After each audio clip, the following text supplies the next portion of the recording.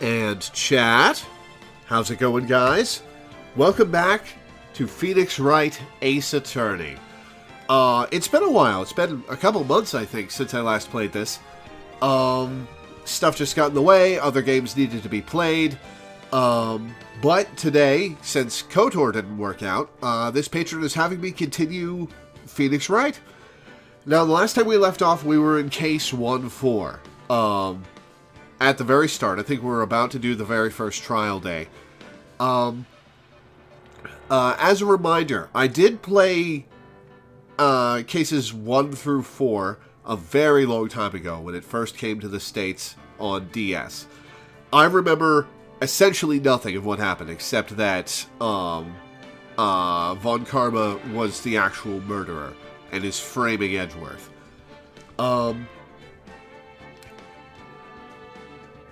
So, don't backseat or spoil me on anything in between the start of the case and the end. Excuse me. I also have not played Case 1-5, so no spoilers for that either. But yeah, we're going to be going for a few hours today. I owe this patron 6 hours total because of various mishaps of the past couple months. So why don't we begin? December 26th, 9:44 a.m. District Court, Defendant Lobby, number 2. Karma? That's right, Manfred von Karma. He's the best prosecutor there is. He hasn't lost a case in his 40-year career. Well, in the Japanese justice system, that's not really an accomplishment. He is a god of prosecution, right? A god. Not a single case? He'll do anything to get a guilty verdict. Anything. Sounds like someone else I know, Edgeworth. Huh. You don't understand. I mean, he'll really do anything. Manfred von Karma is a man to be feared. That's quite a claim coming from someone who forges evidence. He taught me what it really means to prosecute. What? Just picture a prosecutor as vicious as me, multiplied by a factor of 10. Ugh. So was he your teacher then, Mr. Edgeworth? Something like that. And now he's trying to get you found guilty? What a creep! Oh, wait. Maybe he's planning on losing on purpose to help you out. Oh, probably not, Maya. Not a chance.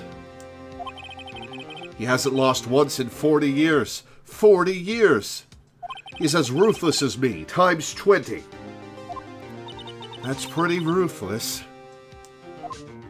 Like I said, he's a god among prosecutors. I guess that's something like Mia was to me. Speaking of Mia... Maya? Uh-huh. We could really be using Mia's help right now, don't you think? Oh. Oh, you don't gotta tell her to go away, Phoenix. I can't. Sorry. I tried. I really tried, but I couldn't reach. You couldn't reach? I think it's because I haven't been training. My powers are weak again. Oh man, what bad timing. I'm really sorry. I'll try my best. I hope so. What are you whispering about? Oh, nothing, Edgeworth. Nope. Nothing. Don't worry about it. Oh, it's nothing. Well, it's time. Let's head in.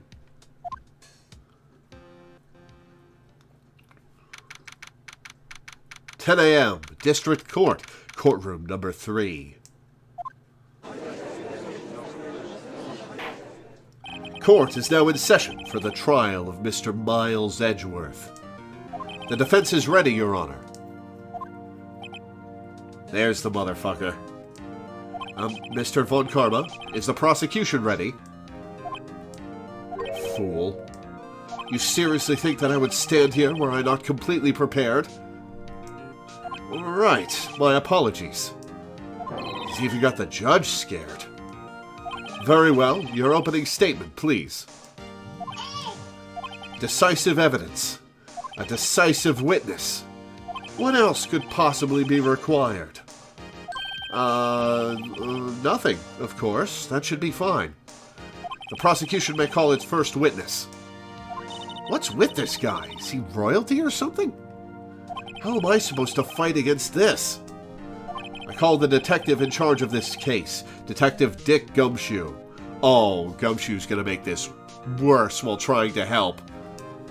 Okay, Gumshoe's first. Let's see how this goes. Describe the incident, now. Yes, sir. Detective Gumshoe looks nervous. Please take a look at the map. The murder happened late Christmas Eve, around midnight. There was one boat in the very middle of the lake. That's not in the very middle, that's right on the side. There were 2 men on the boat. Now, there happened to be a woman camping here on the edge of the lake. At 12:10 a.m., she heard 2 pistol shots. Then the boat started to move. It went towards the boat rental shop.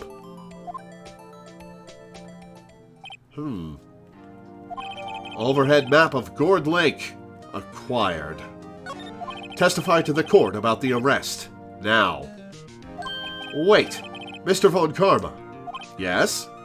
Actually, I'm the one that's supposed to be handling these proceedings. Wrong. There is only one thing you need to do here. You will slam down your gavel and say the word guilty. That is your role. No real judge would let him get away with this. Yes, of course. You're quite right. No, he's not.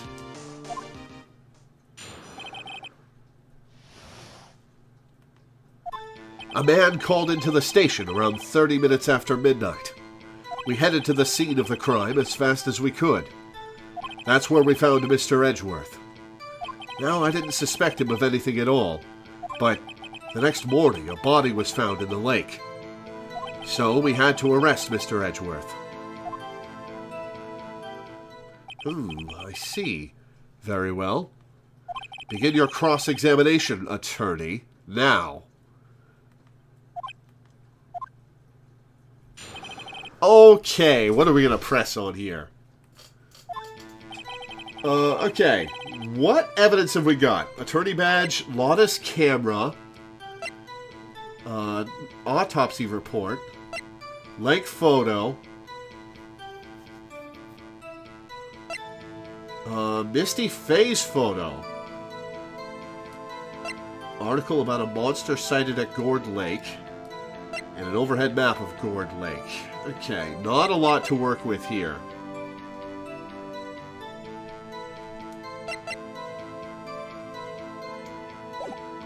Man called into the station around 30 minutes after midnight.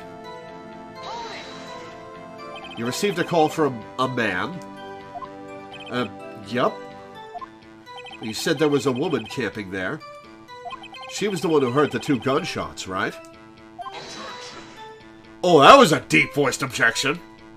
That woman and the man who called in the report are 2 different people, obviously. Different people? There were 2 witnesses. Their testimonies were quite similar, however. Today I've summoned the woman who was camping. The woman who was camping. Lot of heart. What happened next, Detective? We headed to the scene of the crime as fast as we could. That's where we found Mr. Edgeworth. What was Mr. Edgeworth like when you saw him then? Well, from what I saw, he looked pretty relaxed. Not like a murderer at all, really. Detective, the court requires the facts, not your opinion. I asked for his opinion. How many years have you been on the force? Facts only, Detective. Hard, cold, objective facts. Yes, sir. Man, he's got his share of objections. Well, I didn't suspect him of anything at all. But the next morning, a body was found in the lake.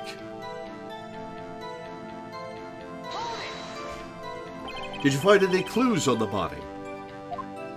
A single bullet was recovered from the body. He was shot through the heart, fatally. Judge, here's the bullet. It didn't strike bones, so its shape is well preserved. Very well. The court accepts this bullet into evidence. Found in the victim's body, fired from a .22 caliber pistol. So we had to arrest Mr. Edgeworth. Why is that? Well, we found the murder weapon in the boat. The murder weapon? A pistol. Detective Gumshoe, that is a vital piece of information. Please revise your testimony. Right. Sorry, Your Honor. The murder weapon we found in the boat was decisive evidence. Alright, let's press him on that. What about the pistol made it decisive evidence? He has the same evil laugh as Edgeworth. There were fingerprints on the pistol found in the boat. They were clear prints from Mr. Edgeworth's right hand. Isn't Edgeworth left-handed? What? Order! Order! So Mr. Edgeworth's fingerprints were found on the murder weapon? Yes, Your Honor. Judge, this is the weapon in question. Accepted into evidence. Fired 3 times. Ooh, okay. Members of the court, we now have the pistol used in the murder and the bullet found in the body. Detective. Yes, sir. Was the bullet found in the body fired from this pistol? Yes. The ballistic markings on the bullet match the pistol. Hey, Nick. What does he mean, ballistic markings? Shocking. To imagine someone here does not know something as basic as ballistic markings. That is pretty basic, Maya. Nick, he's glaring at me. Very well, I'll explain. Actually, Judge, you do it. Huh? Me? Ballistic markings are like the fingerprints of a gun. The barrel leaves distinctive marks on each bullet it fires. You can examine these ballistic fingerprints to see which gun fired the shot. It's quite accurate. Indeed. This leads to one inevitable conclusion. The bullet found in the victim's heart was, without a doubt, fired from this pistol. This pistol, which, as you may recall, was covered with the defendant's own fingerprints.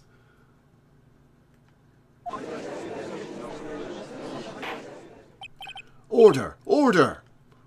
This is bad. This makes it look like Edgeworth did it. Well, Judge, I'd say it's almost decisive, yes. Honestly, I could declare a verdict at this point. However, you wish to hear the witness speak, no doubt. Very well. I am somewhat fatigued, and so I will take a brief break. I will call my witness after the recess, which will last 10 minutes. Judge. Yes? What are you doing? A 10-minute recess, now! But wait, Just bang your flimsy gavel and get on with it, man. No judge in the world would put up with this asshole. This court will take a 10-minute recess. Who's running this court anyway?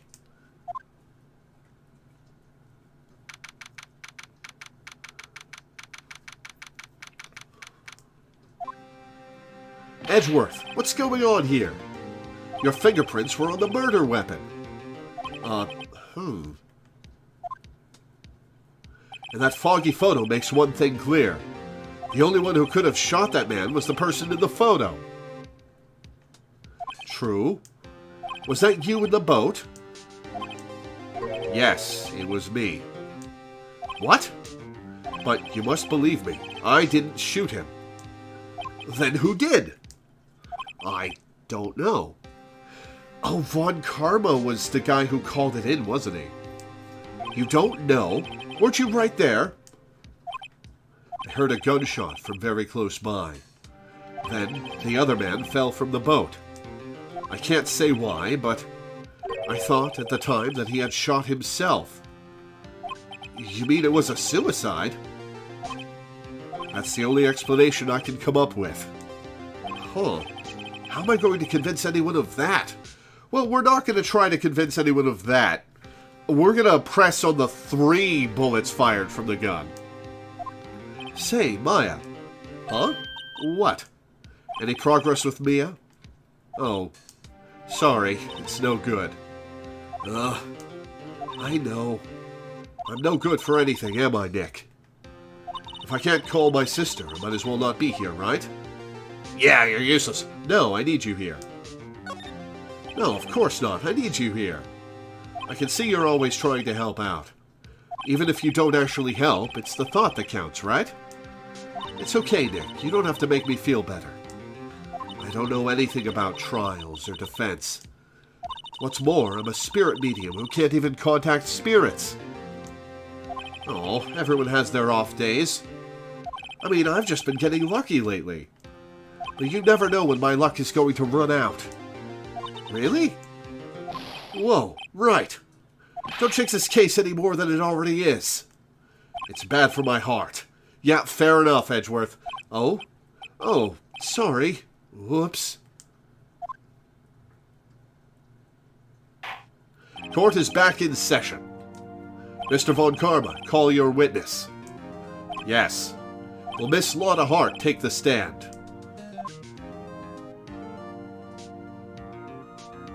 Lotta Hart, you are a research student at a university. That I am. Good. Begin by telling us what you saw the night of the incident. And don't add anything trivial or subjective. Understand?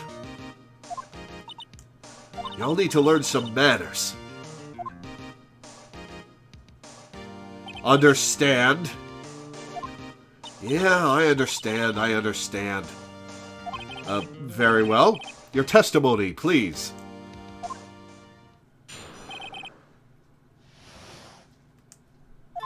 It was Christmas Eve, just after midnight, I reckon. I was in my car. I heard this bang come up from the lake. When I looked out the window, I saw 2 gents in a boat. Then there was another bang. There wasn't nary a thing in the lake but that boat. Enough. Huh? Judge, she happened to take a photo of the incident. This is that photo, accepted as evidence. Well, this is a surprise. This looks like the very moment of the murder.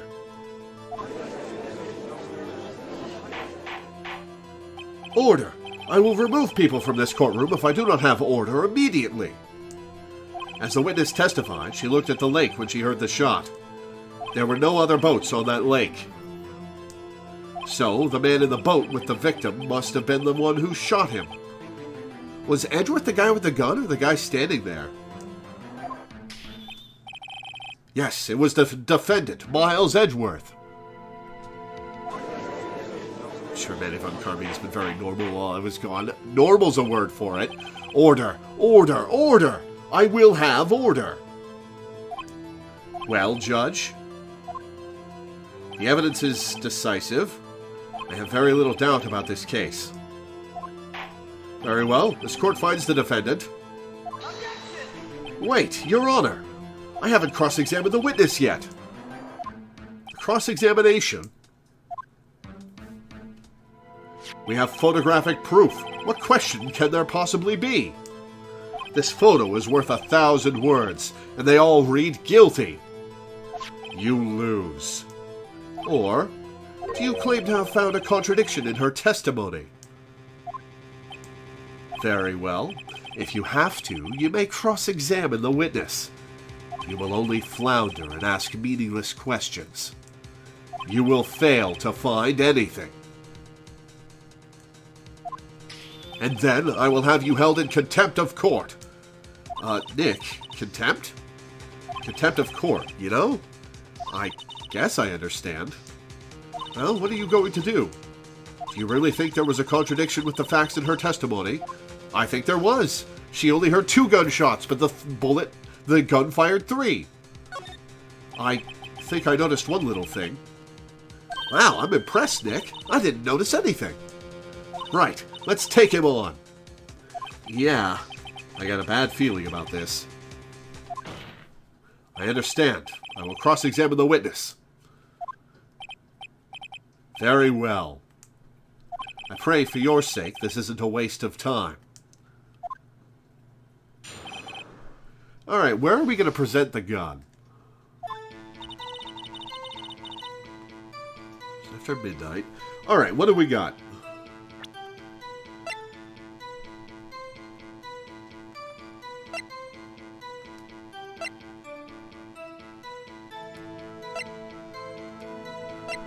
Okay. Fired 3 times. Okay. I was in my car. I heard this bang come up from the lake. When I looked out the window, I saw 2 gents in a boat. Then there was another bang. There wasn't nary a thing on the lake but that boat.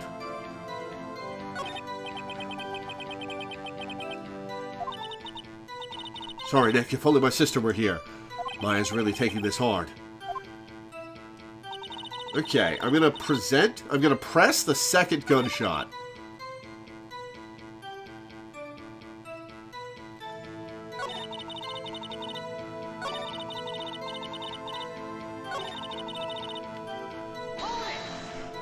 Were you watching the very moment the shot rang out? Well, yeah, sure. You're asking meaningless questions. Meaningless! Contradictions, Mr. Wright, not meaningless babble. Von Karma, I think I hate you. He's trying to keep me from talking to the witness. To what end?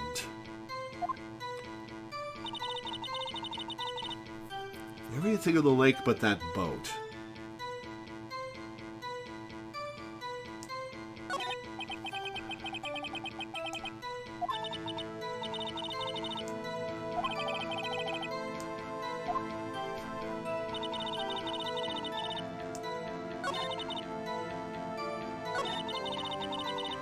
Press on the first bang. So, you weren't looking at the lake at that time? Nope. I looked after I heard that noise. She said that already. I asked you to find contradictions, not leisurely chat with the witness. Alright, let's try presenting the gun.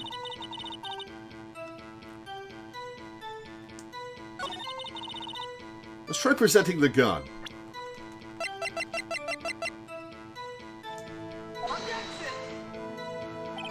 Oh no! This evidence clearly reveals the contradiction. No, damn it.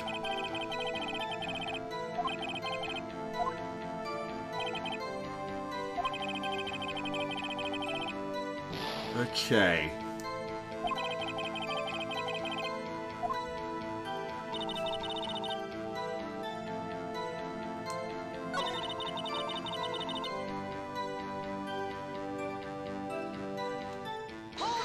Let's press everything then.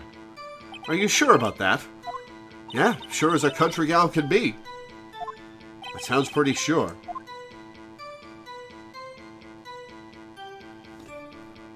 Huh.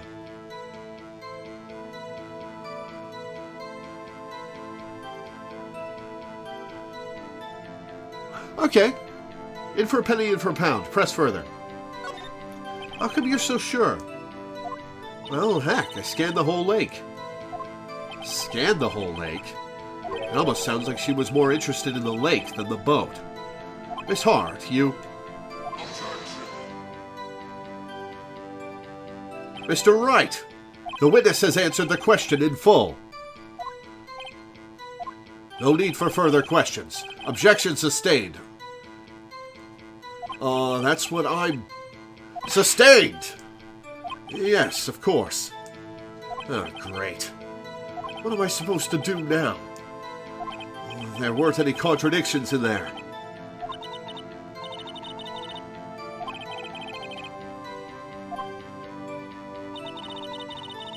Okay, let's press everything. Just after midnight, you say? In other words, it was no longer Christmas Eve, but Christmas Day. Is this where almost Christmas comes in? Huh? Yeah, well, yes. I know you want to find contradictions, but really? I hope your next contradiction is a little more relevant to the trial. Witness, continue your testimony. I was in my car. Why were you camping there anyway? I'm a research student at my university. I was taking pictures to use in my research. What research? This all sounds suspicious. Miss Hart, could you be more specific about your research? Fuck you, Manfred. What does the witness's motive in camping by the lake have to do with this case? The answer is nothing. I object to this line of questioning. Objection sustained. Wait, now, I'm the one who says that. Well, then say it already. Objection sustained. Thanks for nothing, Your Honor. Let this bang come up from the lake. Did I already press on this? I don't think I did. So you weren't looking at the lake at that time? Nope. I looked after... Oh, I have heard this.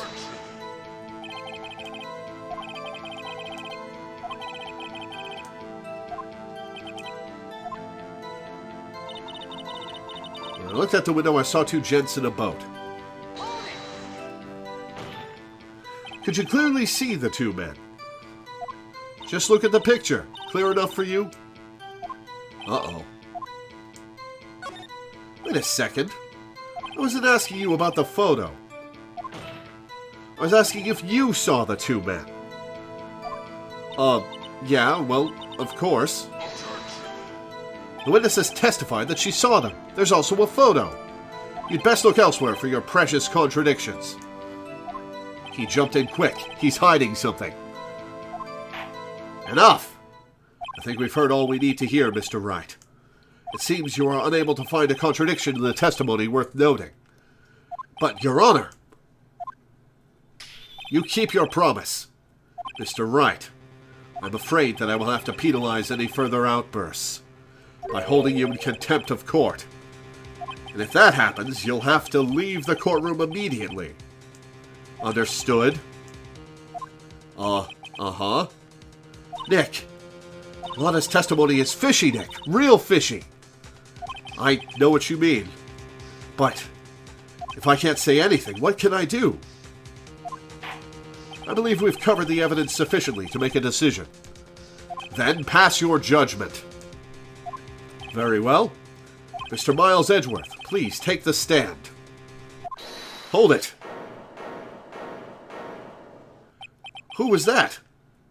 It was me.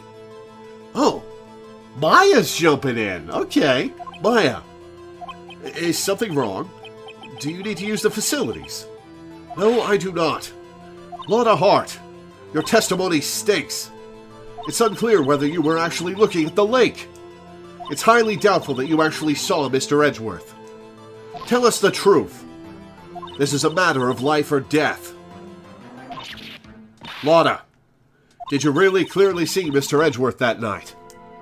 Did you see him fire that pistol? You will stand down. The court does not acknowledge the defense's outburst. Answer me, Lana. What's the big idea, treating me like some kind of criminal? I saw him, I swear it. I saw Edgeworth. Enough. Judge, declare the defense in contempt of court. Yes, of course. I'm sorry, but you were warned. Guard, escort Mr. Wright out of the courtroom. He is in contempt of court and must leave. No.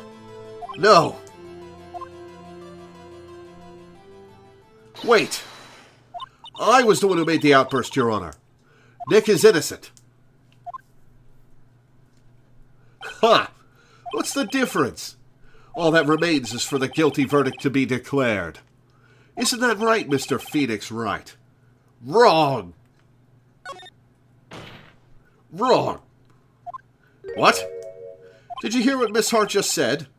She said she clearly saw Mr. Edgeworth. That was not in the testimony. That changes her testimony, and I have a right to cross-examine her again.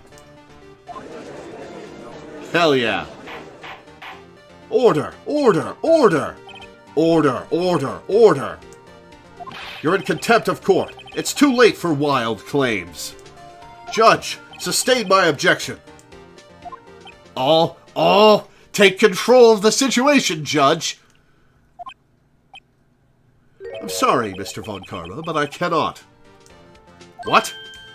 Miss Lana Hart has made a new testimony. The defense does have a right to cross-examine her again. But he is in contempt of court. No, I am. If you're going to arrest someone, arrest me. Hell yeah, Maya. Thank you for the save. Very well. Maya Fey, you will leave the courtroom immediately. Nick, I did what I could. You have to do the rest. Good luck. Maya. Oh boy, we get another chance. Ha! I care not for this melodrama. Listen well, Mr. Wright. I do not tolerate badgering of my witnesses. I'm running out of time. I'd better find a contradiction in here or else. Mr. Wright, begin your cross-examination. That last statement. I saw it clear as day. The man on the boat was Mr. Edgeworth. That's it? Uh-oh. I don't know if I can find anything in that. But I can't squander Maya's efforts either. Alright, let's press her. Well, what about the other man? You cannot expect to be allowed to blithely ignore your promise, Mr. Wright. I believe you claimed there was a contradiction in the witness's testimony. Well, find it. If you can. Mr. Wright, I have to assign you a penalty. Oh, uh-oh. Damn. That's it? Uh-oh. I don't know if I can find anything in that. But I can't squander Maya's efforts either. Okay. We gotta present something.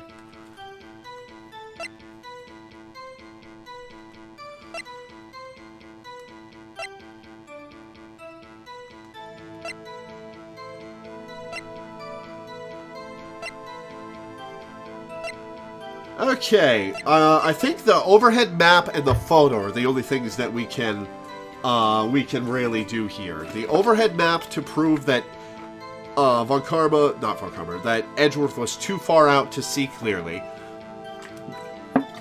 or the photo in the fog.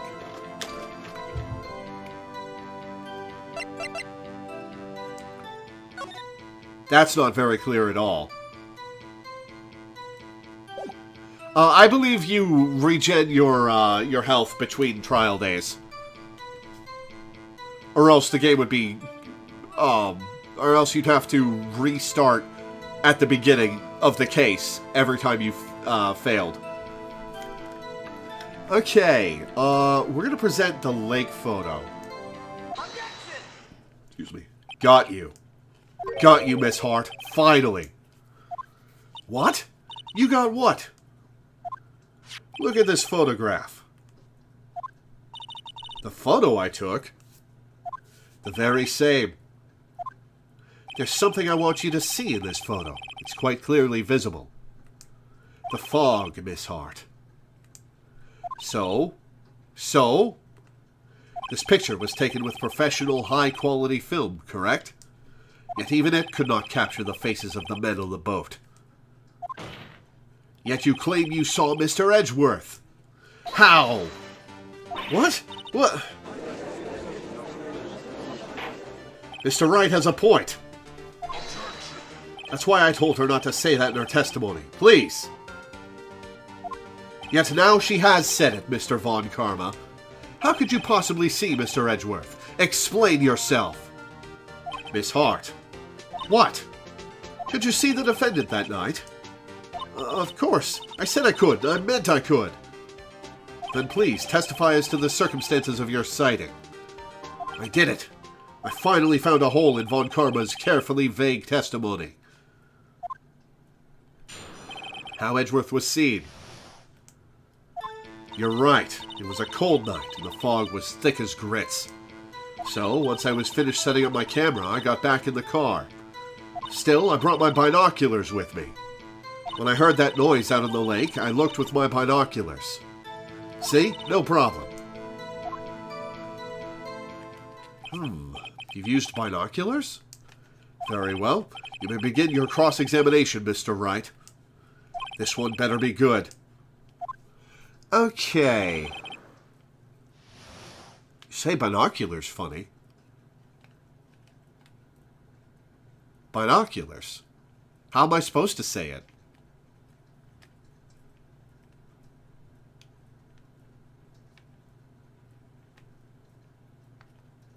How Edgeworth was seen.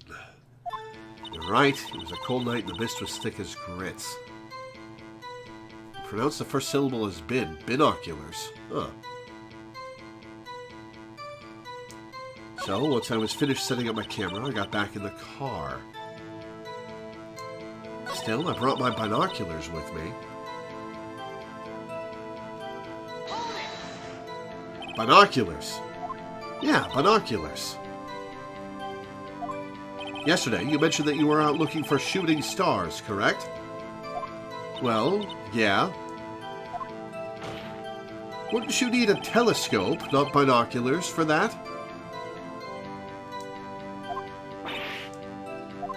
I've got doubts about your camera, too. Was that really to take pictures of meteor showers?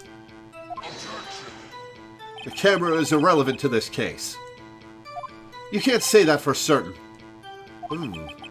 Mr. Wright, is the camera really relevant to this case? If you believe it is, you may continue with this line of questioning. But know this. If you find nothing with this, there will be consequences. Well, Mr. Wright? Do you wish to press further about the camera? Ooh. Press further. This is make it or break it time. The camera is of utmost importance, Your Honor. It is, perhaps, the key to this entire case. Therefore, I will continue my line of questioning. Oh, maybe I went a little overboard there. Very well. Miss Hart, you will testify to the court about the camera. Yeah, I hear you. The camera was set up to take pictures of a meteor shower. Why was it pointed at the lake, then? And set up to have, a lot of, go off with sound. When I heard that noise out of the lake, I looked with my binoculars. I don't care how many Von Karmic objections I get. I'm going to find a hole in this testimony if it's the last thing I do.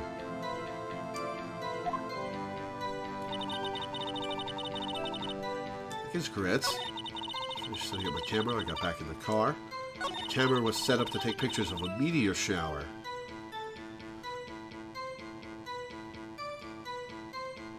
Hang on.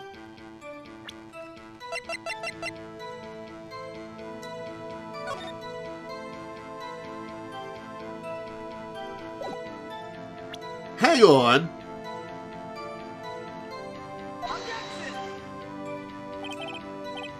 What do you think about the witness's statement? I'm not sure I follow. Clearly, it contradicts the, I thought.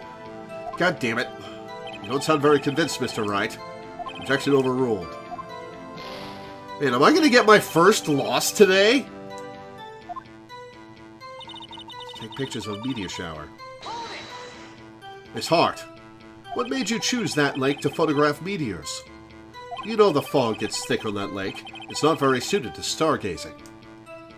Yeah, well, you see, I guess I wasn't thinking too straight. Huh.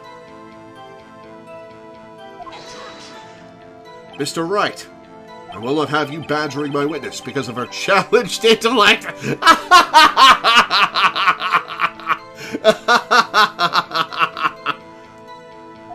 Now, wait a minute. Continue your testimony. You were saying how it was that you saw Edgeworth. No unnecessary comments, please. I heard that noise out of the lake. I looked with my binoculars.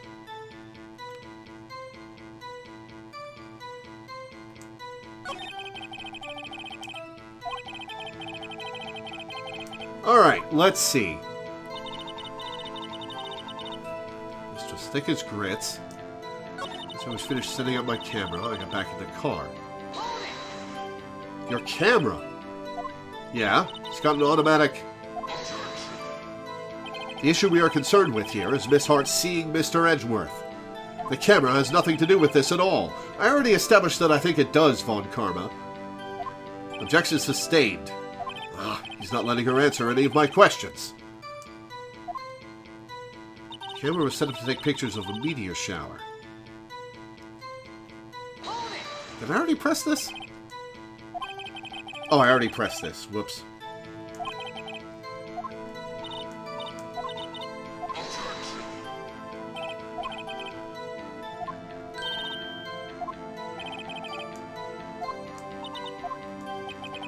Okay, maybe we present on that statement. Maybe we present the photo on that statement. Because the camera was pointed at the lake, not at the meteor shower.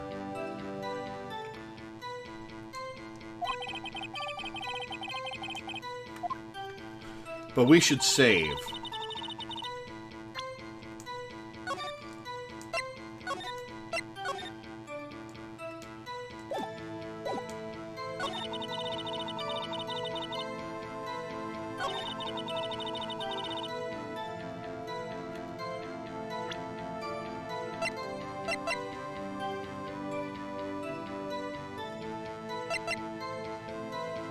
Oh, right. You're right. But don't... You're right that the camera says it was facing the lake. But don't backseat me, Alana, please. I guess we'll present the camera. You were photographing us shooting stars? That's a lie. Says who? I saw the camera you set up yesterday. It was pointed directly at the lake. You have to point a camera upwards to take photos of the stars, Miss Hart. Oof. Mr. Wright, what are you driving at? The witness was not at the lake to photograph shooting stars, Your Honor. Well then, what exactly was she photographing? Show evidence! Your Honor, take a look at this! What was Miss Hart trying to photograph at the lake?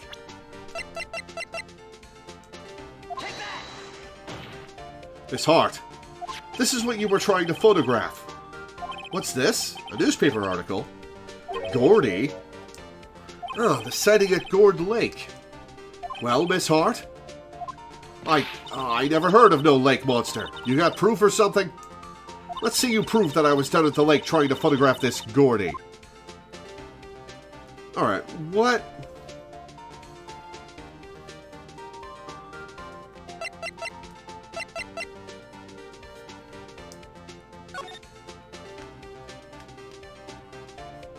Could use the map.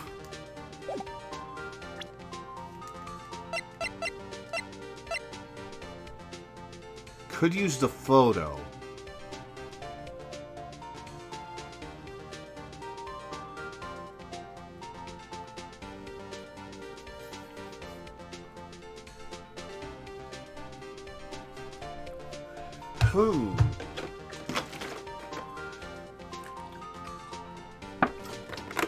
Okay.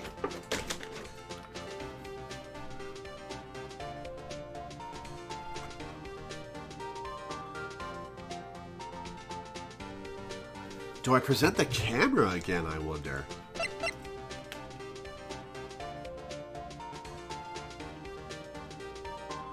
I'm going to present the map. I have it. Proof. Intriguing. Very well, let's see it. And no joking around this time, please. What is proof that the witness was trying to photograph Gordy, the lake monster? Map! Here's my proof. It's simple. If it's simple, then why have you obviously made an error, Mr. Wright? Ugh, crap. What's that? Go home. Consider a career change. How can they so casually toss aside this evidence? Oh, whoops, wrong evidence. Luckily for you, I'm in a patient mood, Mr. Wright. One more time, please. What is proof that the witness was trying to photograph Gordy, the lake monster? Oh, I gotta choose the camera or the photo.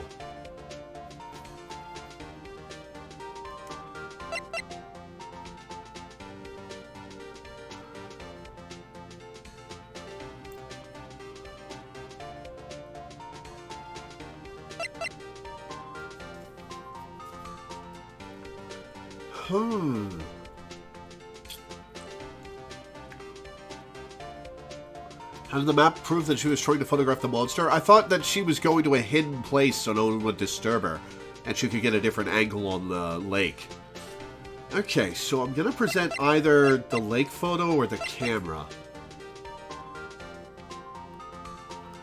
Camera is set to automatically take a picture when a loud noise is detected. That could be the clue. The lake photo is unclear. I'm going to present the camera again. Shit! Proof, Miss Hart, is your own camera. Oh, okay, this is good. Your camera was set to take photos in response to loud noises, correct? Thus, this photograph here, taken when a gun fired on the lake. And here, this article about Gordy. According to this article, Gordy made a loud noise when it emerged. Well, you were trying to photograph Gordy, weren't you? That's why you would set your camera to respond to loud noises. Order! Order! I see.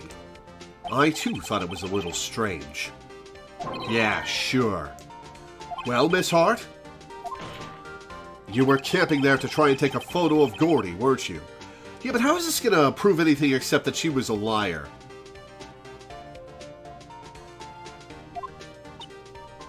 Yeah. Not bad. Are all you lawyers that smart? It took me a bunch of tries to get here, Lotta. I'm not that smart. So, smart boy, I was down there trying to photograph Gordy. You got me.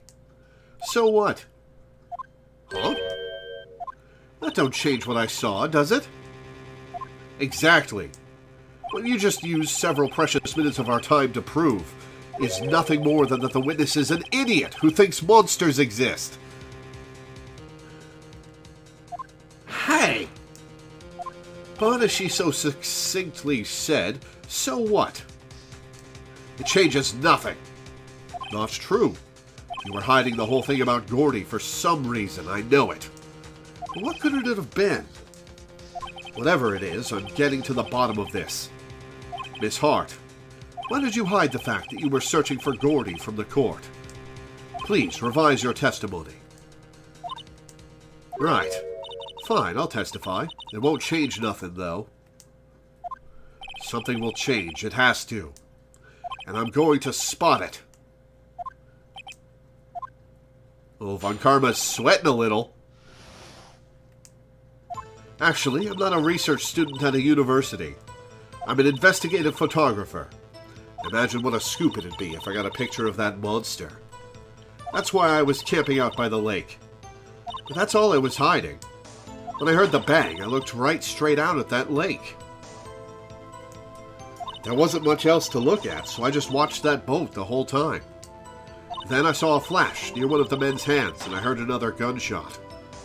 I was looking right at that boat the whole time, crossed my heart and hoped to fry. Well, Mr. Wright, you may cross-examine the witness. The witness's testimony is unchanged from before. Whether she is a research student or a photographer has no bearing on this case. There is no need to waste more of our time with another pointless cross-examination. Oh, you're sweating a little, huh? Huh. Von Karma has pierced ears. Wasn't expecting that. I claim the defense's right to cross-examine the witness, Your Honor. Von Karma's up to something. I know it. He doesn't want me to cross-examine her because... Why? Was there a contradiction? Very well. You may begin the cross-examination. You seem sure of yourself. You must have something in mind. That would be a first. Haha, very funny. You understand that this is your last chance at a cross-examination, Mr. Wright. If there is no problem with the testimony this time, we will let the witness leave. I will announce my verdict at that time, Mr. Wright. Understood? Yes, Your Honor. Lana's new testimony. Actually, I'm not a research student at a university. I'm an investigative photographer. Okay, that tracks. Imagine what a scoop it'd be if I got a picture of that monster. Okay, no contradictions there. That's why I was camping out by the lake. Makes sense. But that's all I was hiding. When I heard the bang, I looked right straight out of that lake.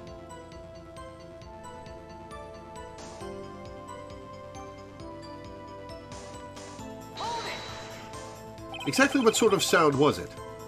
Well, I never heard one before, so I can't say for sure, but it sounded like a gunshot. It was a lot sharper a sound than I would have expected. Wasn't much else to look at, so I just watched the boat the whole time.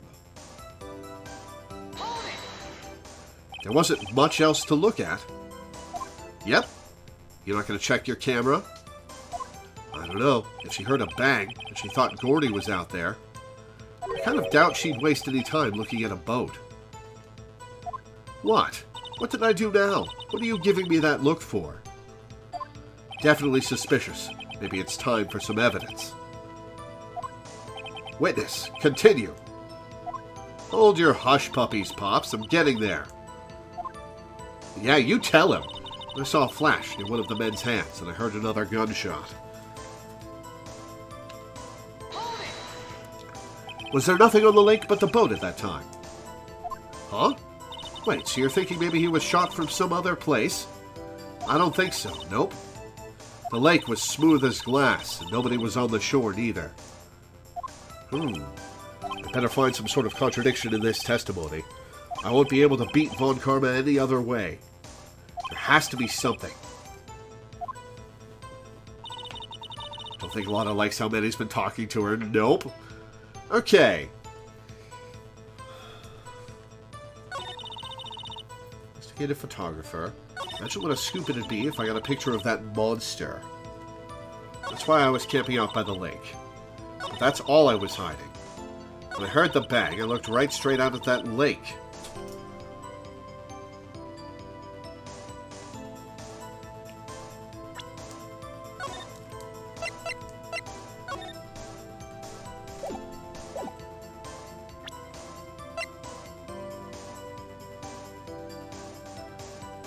Okay.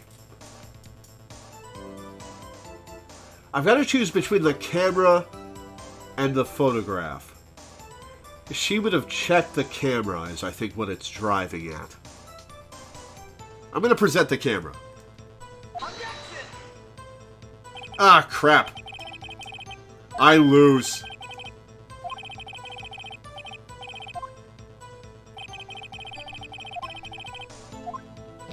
My first loss. This court sees no reason to further prolong the trial, nor is there any need for more time to decide the case against the defendant. This case is extremely clear. I see no room for misinterpretation of the facts. This court finds the defendant, Mr. Miles Edgeworth, guilty. The accused will surrender to the court immediately, to be held pending trial at a higher court within a month from today's date. That is all. This court is adjourned. Crap.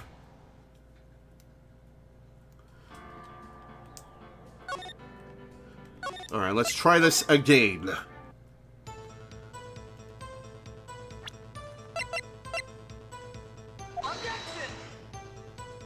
Nope, that didn't work either.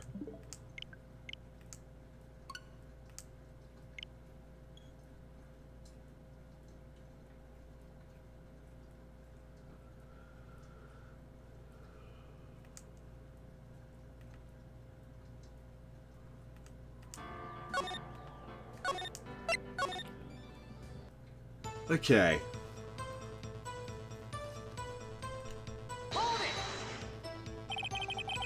Exactly what sort of sound was it?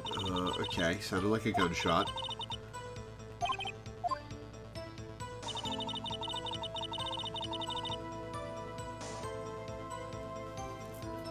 So I just watched that boat the whole time.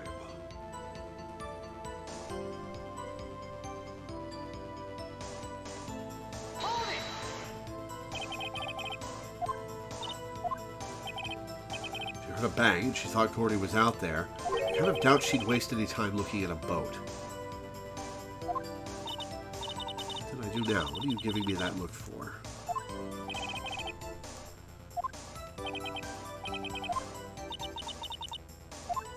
Alright, let's get back around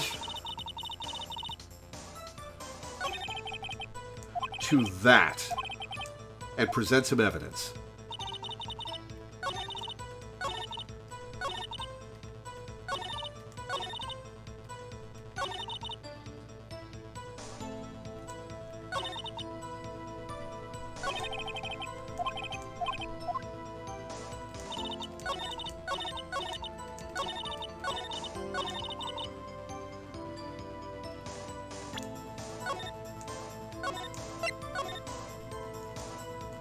Okay, let's present the photo.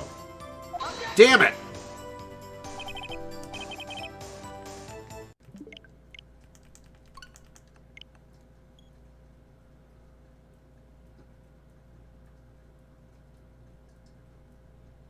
Maybe I present the camera.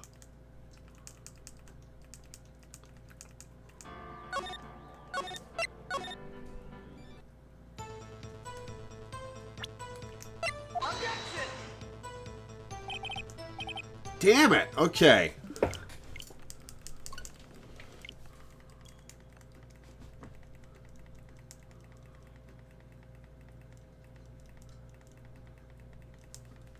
Alright, maybe we should try pressing the first half of her, No, because it hinted me that I should press that.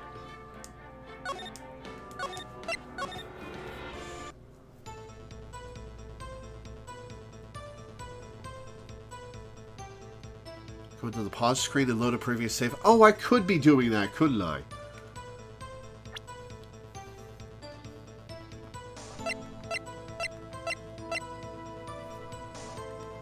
Got it! Miss Hart, were you really looking at that boat? What's with you? Of course I was looking at it.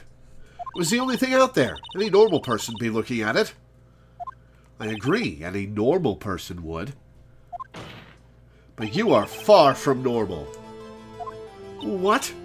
You don't want to step over here and say that? You were camping at the lake to take a picture of Gordy. Think about it. What would you do if you heard a loud noise? You'd be scanning the lake for any sign of Gordy, that's what. You wouldn't give the boat a second thought.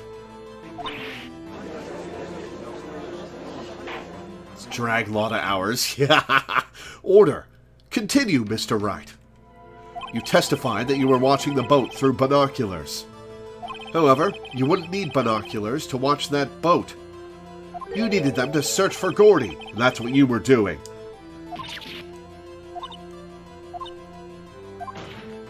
Well? Well, now that you all mention it, I did sort of take my binoculars and kind of scan the lake a bit. I mean, Gordy might be out there and all. Miss Hart, are you now saying that you were not watching the boat, then? Sorry, y'all. I wasn't fibbing, really. I thought, you know, I could be witness to a murder and all. So you were fibbing. I kind of got excited. I was sure I was watching that boat. Till now. This is totally uncalled for. But, hey, you got the photograph. You got proof. Still, we can't see who is shooting who in this. Right. That's why I took this photo and... Witness, that's enough. You've had a long day. Shut your pie hole. Shut my what? What was she going to say? She took the photo, and what? Wait a second. She even had a photograph to prove it. But you really can't tell from the photo who is shooting. That's why she said she's going to enlarge the photo. She said it'll drop the quality a mite, but should let us see who's who. She enlarged that photo. Why won't Von Karma let her show it? I've got a hunch. I bet that enlarged photo shows something bad for Von Karma. This is my chance. If I'm wrong, though, it'll mean prison for Edgeworth, or worse. What should I do? Make her show the enlargement. Miss Hart, look at this photograph. You enlarged this photograph, did you not? Yeah, I did. Why has that enlargement not been presented to the court? Because it does not exist. What are you talking about? You were the one who told me not to show it in court in the first place. You old fool. You deserve this, Manfred. What's the meaning of this, Mr. Von Karma? Miss Hart. Show the photo to the court. Show us the enlargement. The prosecution objects to the submission of this evidence. Objection denied. The witness will show the enlargement to the court. Hell yeah, shut him down, Judge. Here it is.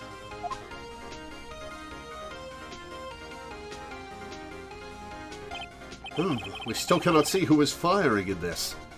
It could be the defendant, or maybe it's not. Regardless, I'll accept this as evidence. Lake photo added to the court record. Excellent.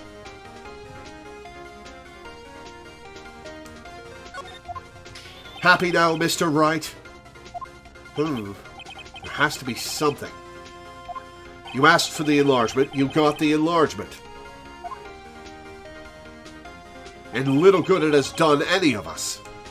That's why I requested she not show it. I suppose this means that the cross-examination is over, obviously.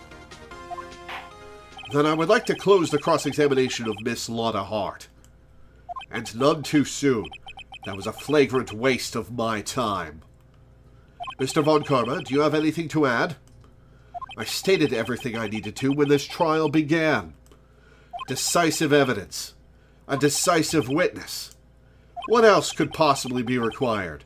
Well, neither of the things that we've talked about today are decisive. There's still the fingerprints on the gun, but nothing, of course. Then I believe it is time for me to declare my verdict. Wait, it's not supposed to go like this. There has to be a clue in this photo, somewhere. This is bad, real bad. What should I do?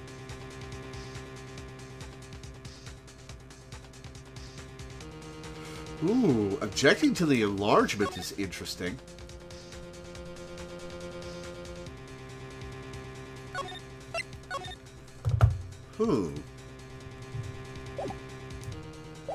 Okay.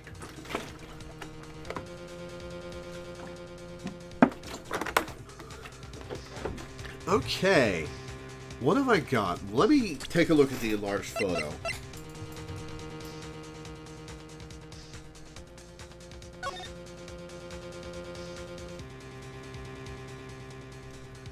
All right.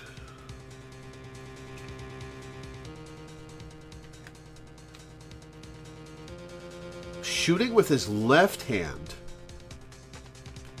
Shooting with his left hand. The fingerprints are from Edgeworth's right hand.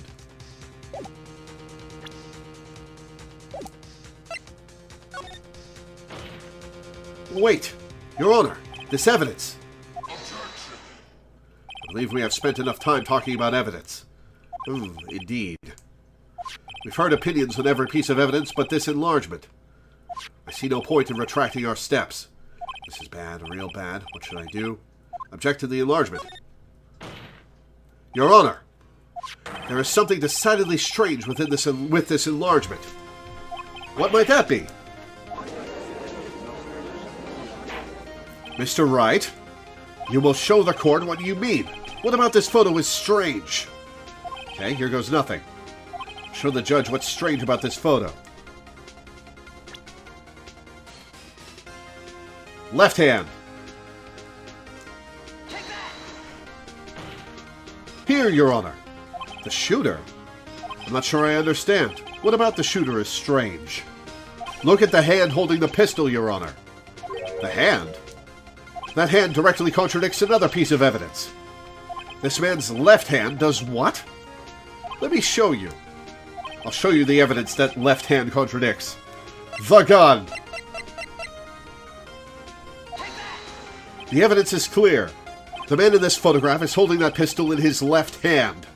However, the prints on the murder weapon were from Edgeworth's right hand. Ergo, the man shooting the pistol in this photograph is not Mr. Edgeworth.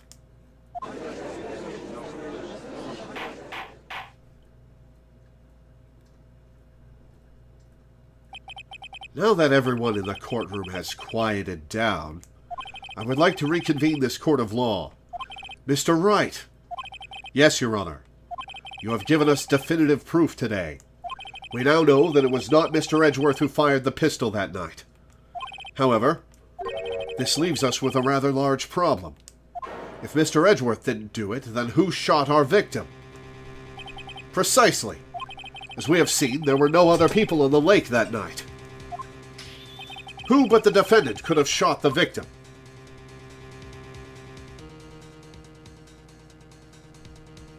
Larry! Alright, well, the only option I have is the victim himself.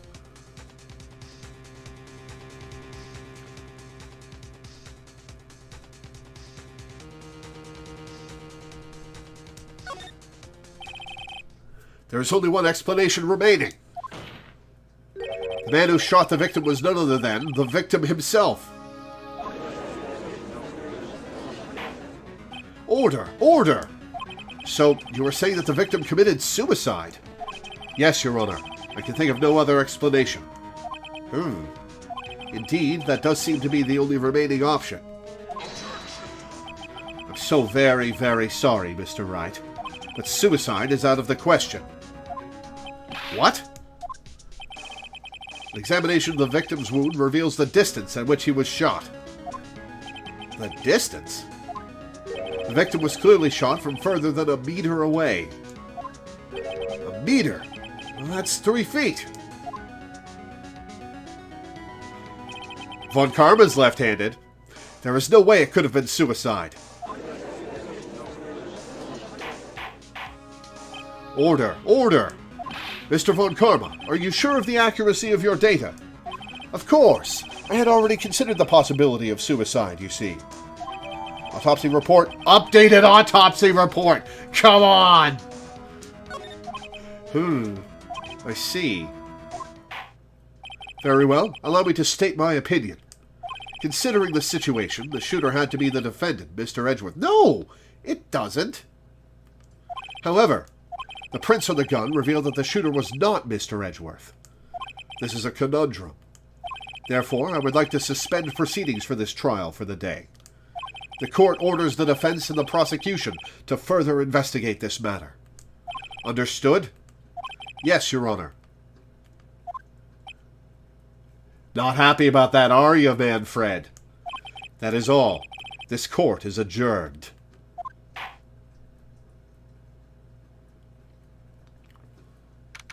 December 26th, 1:15 p.m. Whew, that was a close one. Hey, don't you have anything to say? No, I have yet to be declared innocent, right? Well, yeah, but what happened out there on that lake anyway? If he didn't commit suicide, then who? The shooter was about a meter away, too. What? Don't give me that look. I did not kill him. I was just kidding around. Huh. Look, I'm going to go check on Maya. Oh, right. What? Tell her something for me. What? What? Tell her to watch what she says in court. That's all. Would it kill you to just state how you really feel with a thanks, Edgeworth? I requisitioned a transcript of Lana's entire testimony. I thought it might give me some ammunition for the trial tomorrow.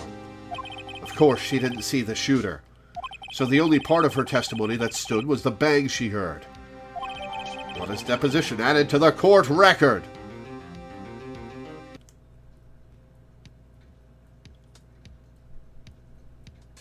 To be continued.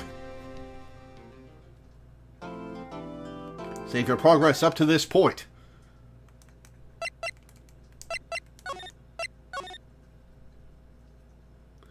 Okay, well, that's a good break point. I'm going to take a quick break. I'll be back in a couple of minutes, guys.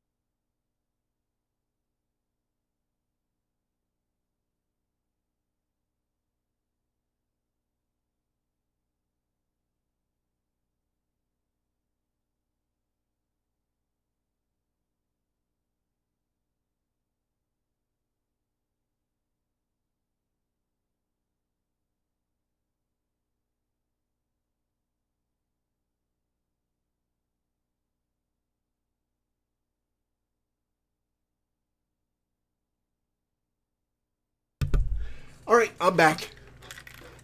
Let's continue. Where's my controller? There you are. December 26th. Detention Center. Visitor's Room.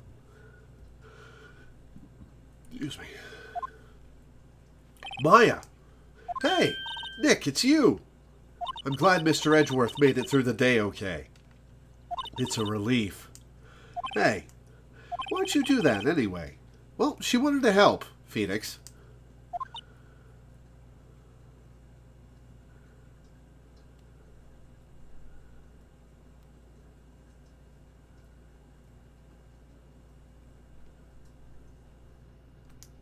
I don't know. I just knew I had to do something. I know I'm not the lawyer my sister was. I'm sorry. Well, you did save the trial. Just behave from now on, okay? Okay. Let's examine the room. Smile for the camera. Barred window. Cannot examine the barred window. What's the guard got to say for himself? This guard monitors the visitor's room. He hasn't moved an inch since I came in. A real pro.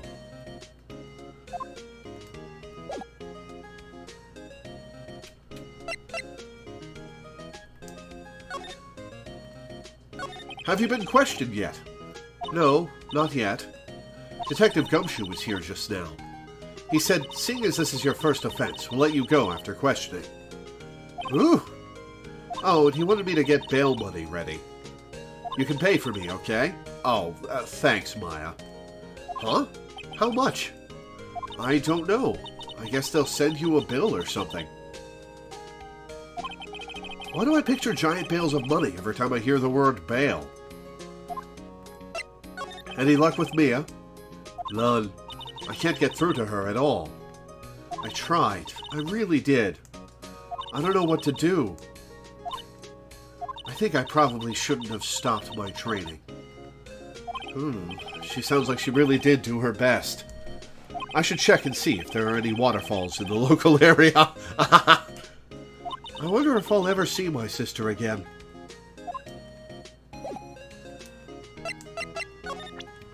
Hey, Maya, what do you think of the attorney badge?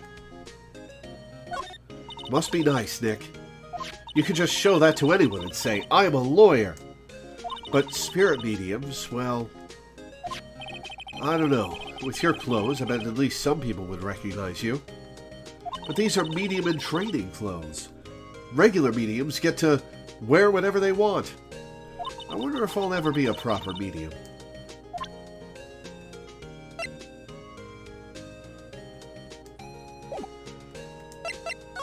Okay, we've got some stuff to go around to. Let's go to Grossberg and see what this coward has to say for himself.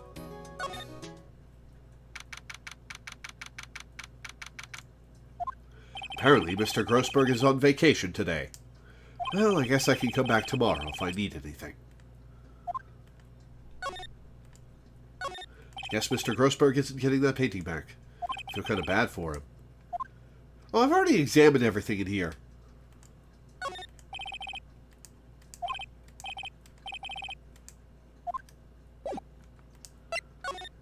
Okay. Wright and Company Wait, there were more options when I went to the detention center. Oh, Criminal Affairs Department. Okay.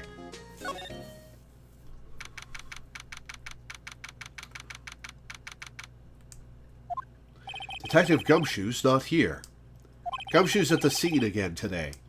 Huh? Oh, really? He's a live wire, that one. Got into a fight with the chief for not following protocol. Not following protocol? I bet he wouldn't help them build the case against Edgeworth. These are the detectives' desks. Man, remember old CRT monitors and beige computer towers? Oh man, I'm old. There are computers and files on each one.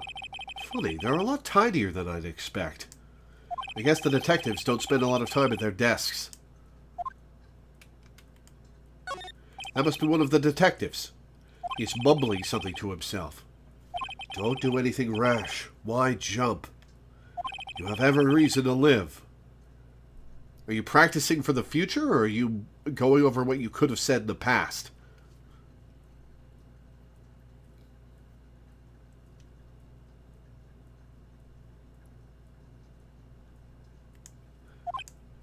He must be doing image training for talking down a potential suicide.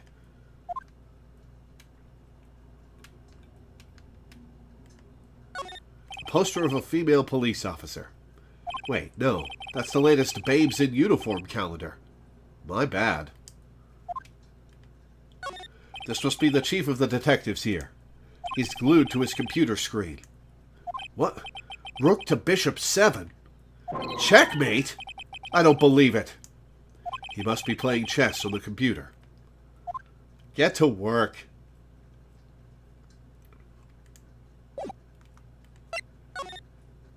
Alright, to the Wright and Company law offices, then we'll go to Gourd Lake.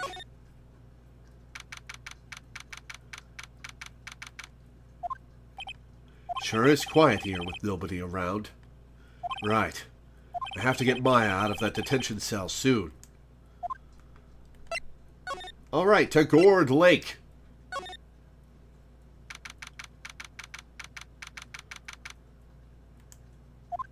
There are fewer than there were yesterday, but the cops are still around in the park. I wonder if Detective Gumshoe is here today. I feel winter's chill from the bare leaf trees today. There's a lot of trees here. I guess that's why they call it a nature park. It's quite pretty when the cherry trees along the lakeside blossom in spring. Today, it's just cold. The sign says Gourd Lake Nature Park. This place is full of families picnicking on the weekend. It's a little cold for picnicking these days, though.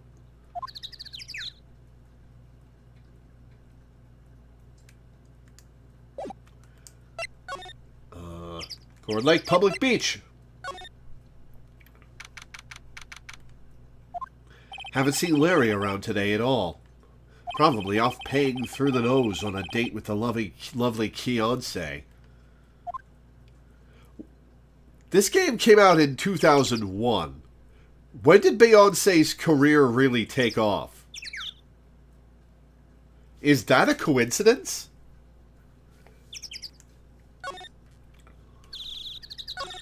The famous Gourd Lake. Its green waters stretch out on both sides. It's a pretty big lake, really. The trash can is empty. At least the place is well maintained. Huh, I almost didn't see that signpost. Left, boat docks. Right, exit. A lineup of plastic benches. Destiny's Child formed... Oh, she was part of Destiny's Child. Right. I forgot that's where she got her start. A lineup of plastic benches. I guess the idea is you buy a dog and eat it here. I doubt anyone would sit here and eat on a day like this. Except maybe Maya if she had a samurai dog. A hot dog stand. It's closed. The Christmas fringe looks a little half-baked. The banner reads Samurai Dogs. Somebody needs to redecorate. Okay. To the... Ooh, let's go to the woods first. And then hit the boat rental shop. See if Lotta's out here. Oh, Gumshoe! Hey, Detective Gumshoe! Hey, pal! The trial today, it's, Yes? What about the trial? Well, I was going to say good show, but it wasn't really all that. Though you did save Mr. Edgeworth, I guess. I just wasn't sure how to thank you, you know? Thanks. Let's examine and then talk to him. I don't think Lotta takes very good care of her SUV.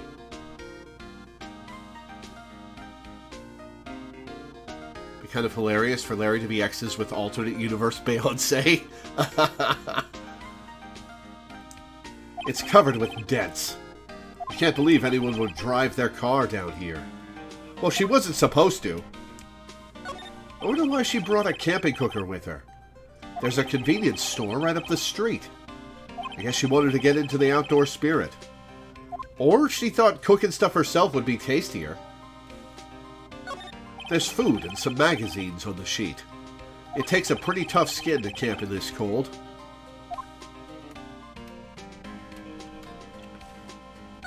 The sign says, no camping. Funny place to pick to pitch your tent.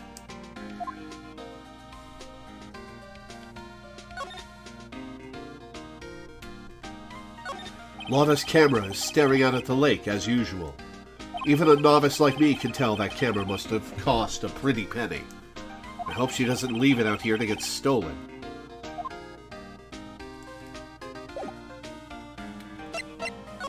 Tomorrow's trial. Detective Gumshoe, any idea what strategy Von Karma is planning for tomorrow? It sounds like he's bringing in another witness. Another witness? Oh, right. He said something about that in the trial today. The man who supposedly made the call. There were 2 witnesses. I was wondering who that other witness was. Who was it? Sorry, pal. As much as I'd like to, I'm not at liberty to divulge that information. Right. Prosecutor Edgeworth. Oh, right. I wanted to ask you something about Edgeworth. What's up? Is he afraid of earthquakes? I never heard anything about that before. Mr. Edgeworth doesn't talk about himself too much, see? But there's one thing that's clear as day. Him hating crime the way he does. And him becoming a prosecutor. And him being scared of earthquakes. It all started with that incident.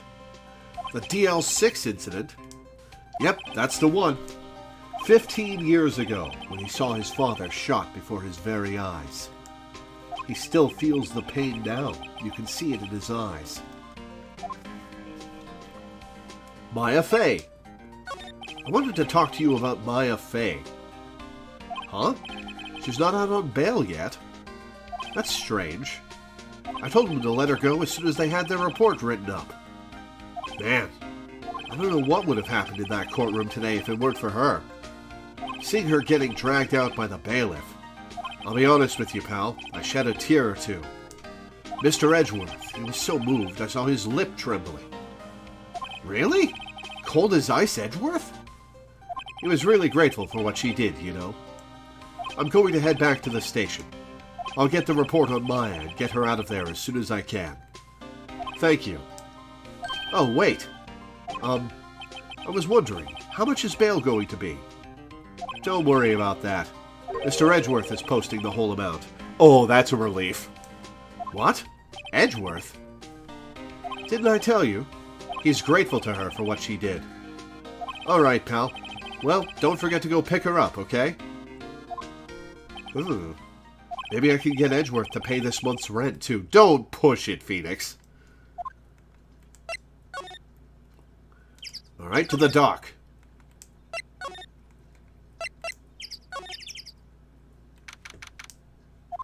Looks like the boat rental shop is closed today, too. Well, can you blame them? A small boat rental shop. Doesn't look like anyone is around. They're probably closed because of the murder. There are some boats floating at the dock. The murder took place in a boat from this dock. Apparently, the police took away the actual boat that was used that night. Indeed, there's space for one more boat at the dock.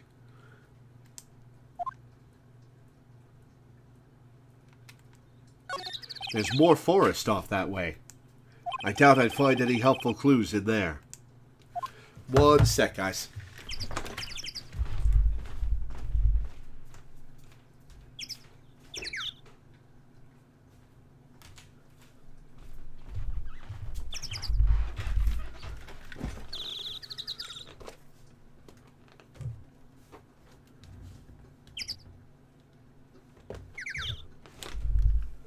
All right, let's go pick up Maya.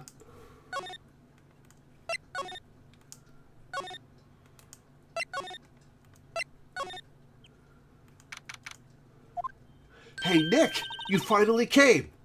They just finished the paperwork. I'm free to go. Free at last, eh? Those interrogators were really mean. They were like, okay, what did you do this time? Like I was some kind of criminal. Can you believe it? Well, they let you out in the end, didn't they? Oh, that reminds me. Thanks for bail. Thank Edgeworth. Huh? He posted bail for you. Said he was grateful for what you did. Mr. Edgeworth did that? I have to make it up to him. We've got to win this case, Nick. Are they going to even let you back in the courtroom after this, Maya? I think I'm on my own. What to do? What do you think we should do next? We're kind of lacking in the clues department. We could go to the park and look for Gordy. I was kidding. Still, if there are any clues out there, the park's as good a bet as any. What do you say? Shall we head down there? Sure. Alright, well, let's go then. Gourd Lake entrance.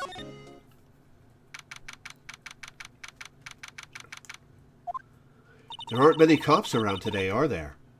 They're probably back at the precinct, working up the case against Edgeworth. Hey, y'all. Hey, it's Lotta, who appears to not be holding a grudge. Y'all really did it today. What did we do now? Nah, I'm not complaining. See, I did a little thinking. A little self-reflection, you might say. You? Pondering the nature of yourself? I don't believe you. I realized that being a witness is a mighty big responsibility. But I just went up there and started blabbing any old thing that came to mind. Lotta. So, you see, I want to make it up to y'all. Make it up?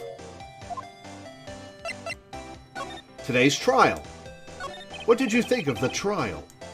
To be honest, I was doing it half just to say I'd been a witness. Even though I didn't really see anything. I kind of convinced myself I had, though. I'm sorry. I know I caused y'all a lot of trouble. Yes, you did. I lost multiple times because of you.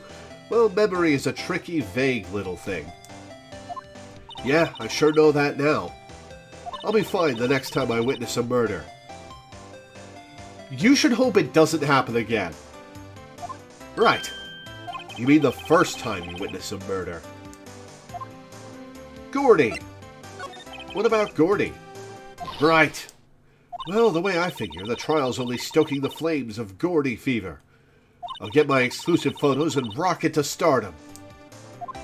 Alright, Lotta. You go, girl. I wish I could be an investigative photographer, too. Finish your spirit medium training first. Making it up. You made that shit up, Lotta. You should be ashamed of yourself. That was perjury. You're lucky that there are no penalties for perjury in this universe. Lotta, what do you mean by making it up to us? Oh, right, she's gonna make it up to us. Well, you see... Actually, I got a bit of information for you. Ooh, what you got? What?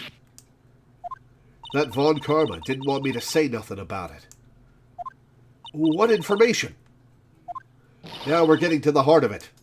See, I reckoned we might be able to do ourselves a little exchange. Exchange?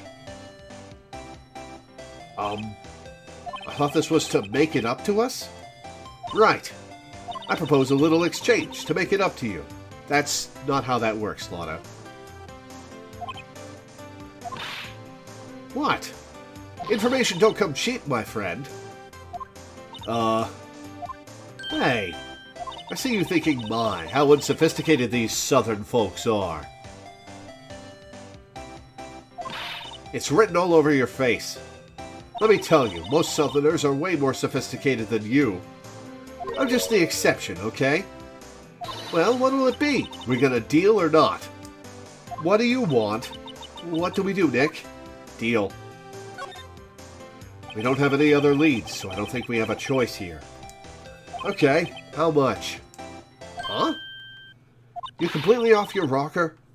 I may not be sophisticated, but I'm not trying to rob the poor. Huh? The only fair exchange for information is information.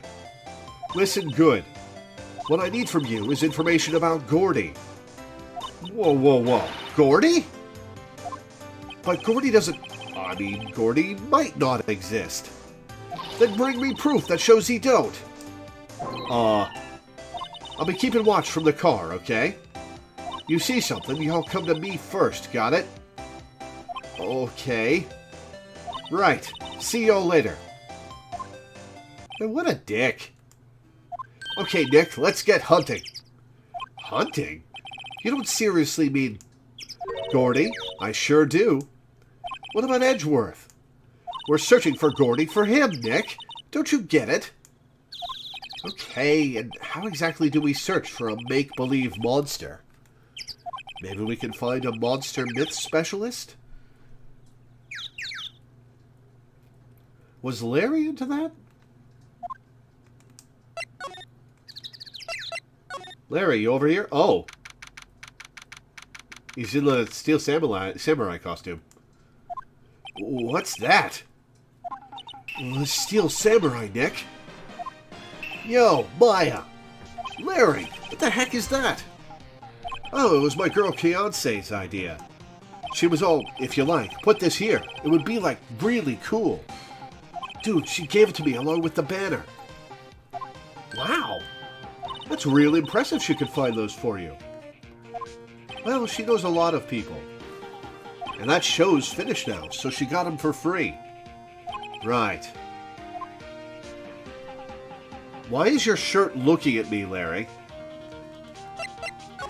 Edgeworth. Yo, Nick!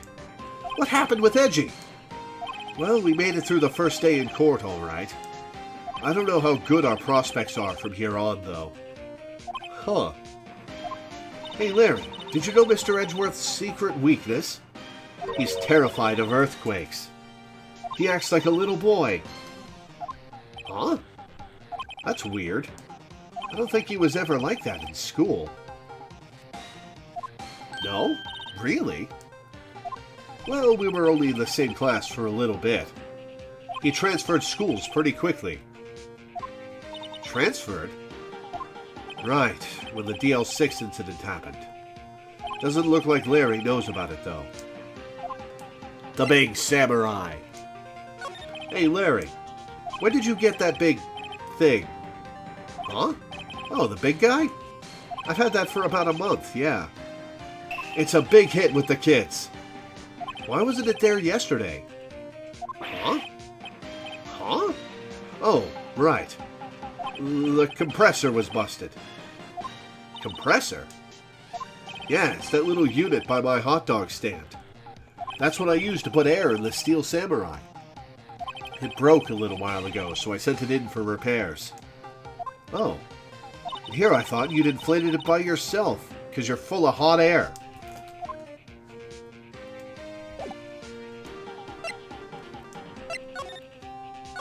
Doesn't that Steel Samurai look a little out of place? I mean, it's so huge. I guess it's good advertising. Something about this Steel Samurai just doesn't work for me. Huh? Really? It looks pretty well made to me. Still a novice, aren't you, Nick? Really? True connoisseurs like Cody and me don't fall for this kind of stuff. So you kept in touch, huh? These Steel Samurai fans are obviously in a league of their own. What's this machine? That? That's a compressor. I use it to fill up that balloon there with air. Oh, neat. Just got it repaired yesterday. Man, what a drag that was. I can't get over the samurai dogs.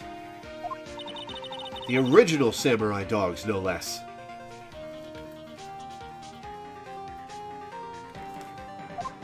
Hey man, whoever calls their product the original first wins. Why don't you add world famous to the sign? Hey, good idea. What have I done?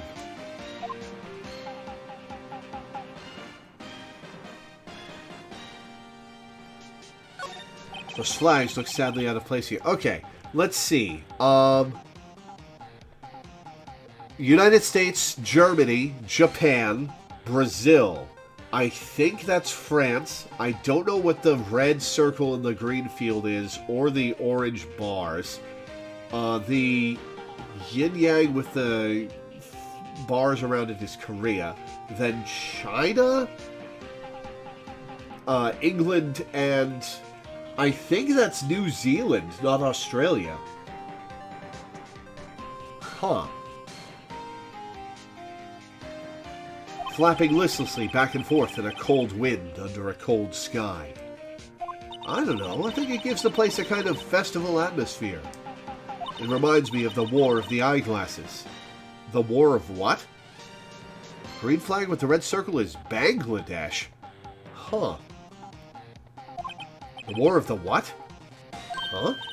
What? You mean you don't know the War of the Eyeglasses? No, I don't, Maya. Explain. What the heck is it? Our local fair used to do it every summer. Huh, I guess we were the only ones. I ask again, what the heck is it? No, explain! Explain, Maya! I want to know what you're talking about. The orange and white flag is the Marshall Islands. No offense to Bangladesh and the Marshall Islands, but that's a little, lower profile than the rest of these flags.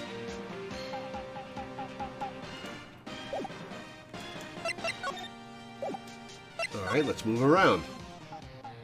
Because apparently, Larry knows nothing about Gordy. Oh, there's somebody here. It's always so quiet here. I wonder if the boat shop is closed for good. Probably not. Well, with the murder on the lake and all, they're probably just taking a vacation until it blows over. I get it. Alright, nothing here. Alright, let's go see Lotta. Wait, no, hang on.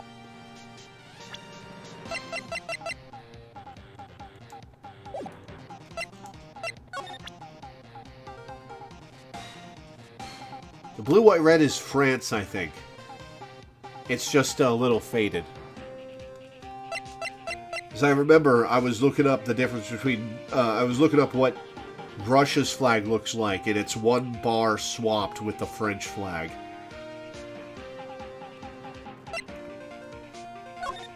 That's the guy that's selling my dogs faster than I can cook them. Do you think Gordy really exists? The French flag is vertical stripes. Huh, what's blue, white, red then? Nah, I think somebody probably saw something else that they just thought was Gordy. But I'll keep selling samurai dogs until the truth's out.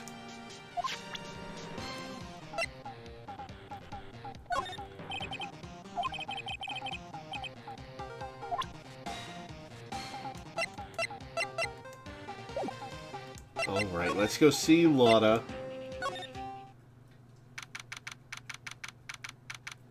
That was not the Marshall Islands flag. Blue, white, red horizontal stripes are Luxembourg. Huh. Hey, y'all. Well, y'all find anything out about Gordy? No, nothing. Well, keep moving. It gets cold out here at nighttime. It is a little chilly. I think I have to sneeze. Whoa, no you don't. No sneezing. And that'll trigger the camera. Yup, there goes all the footage. I told you all, no sneezing. See, I set the camera to respond to things a little softer than a bang. And to trigger on one of Von Karma's finger snaps now. Oh, I'm sorry. Yeah, well, sorry's nice, but what about my film? Nick, pay the lady. No!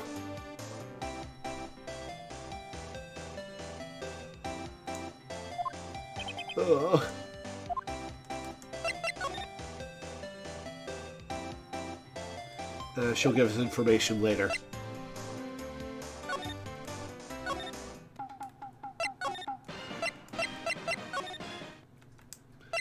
All right.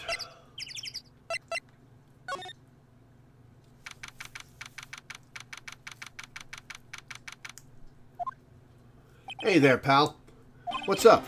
You look out of sorts. Wait, you didn't go and do something that's going to hurt Mr. Edgeworth's case again? What do you mean, again? Whatever. Have a seat, pal. I'm here for you if you need anything. Besides money, that is. All right, later, Alana. Thanks for hanging out. I'll send you the video when it's up on YouTube. Okay, do you know anything about Gordy Gumshoe? / know somebody who does? Because we need to find info about Gordy to give to Lana to get information from her because she's an asshole. Investigation. How is the investigation proceeding? It's not, really. We have another meeting coming up. We're supposed to talk about Mr. Edgeworth's motive. His motive? See, Mr. Edgeworth's father died in the DL6 incident, and the guy who got the lone suspect declared innocent was the victim in this case. Robert Hammond. They're saying that's why Mr. Edgeworth shot him. And Edgeworth never talks about his past. I bet they'll drag that out and hit him with it in court tomorrow, too. Poor Mr. Edgeworth. I gotta admit, it doesn't look good, pal. Alright, Gordy. Spill. Say, Detective Gumshoe, do you know Gordy? The monster down in Gourd Lake? Not personally, no. Well, we're looking for it. Huh? Are you out of your minds? Yeah, come on, Maya. You got time to go wild monster hunting? How about doing a little questioning for me, then? Oh, Detective Gumshoe is scaring me, Nick. I told Detective Gumshoe about the deal with Lana. Nick, try telling him sooner next time. Sorry.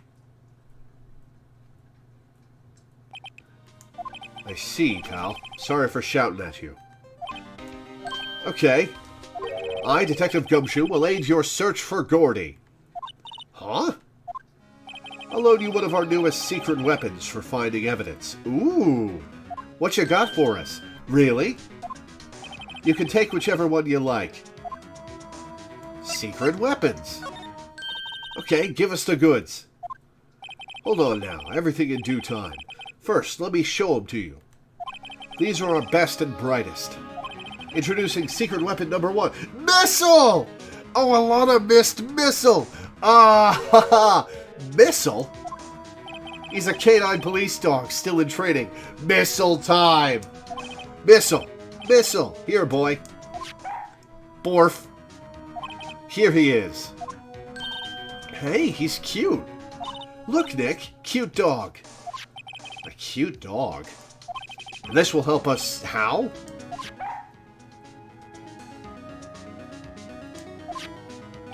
Next, secret weapon number 2. A fishing pole.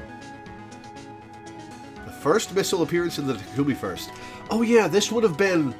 wow, this would have been 9 years before Ghost Trick. Missile must have been an old dog when Ghost Trick came out. Wow. Missile must have just been a puppy when Phoenix Wright Ace Attorney came out. Secret weapon number 2, a fishing pole. Here, this is my own personal pole. Detective Gumshoe, we're looking for a monster. Yeah. How are we supposed to catch a whole sea monster with a fishing pole? Missile was in Ghost Trick, yes. He's a wonderful character in Ghost Trick. Yes, you need to play that game. It's $30 on Steam, Switch, and PSN. I don't know if it's on Xbox. And Ghost Trick was the best game on the DS, and is still an incredibly good game. Missile lived a very long time, only passed away in 2018? That's an old dog. He had a good long life. Wow. Wow, that's a good long life for that dog. Never know till you try, pal. Okay, this next one is the last one. No, please, I'm already overwhelmed by our choices. Secret weapon number 3, a metal detector. Here, Detective Gumshoe, we're looking for something alive. Missile died 2 years after... This game takes place in 2016? Huh. Right. How are we supposed to find it with a metal detector? Hey, you never know. It might have been eating soda cans. Well, which will it be? I can't make up my mind, Nick. They all seem so perfect. I can't make up my mind either, for the totally opposite reason. Oh well, I suppose it can't hurt to borrow one of them.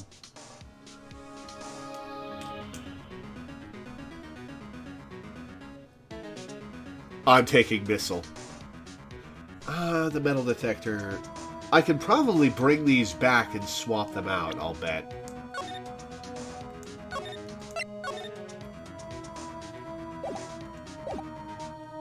Alright, Missile.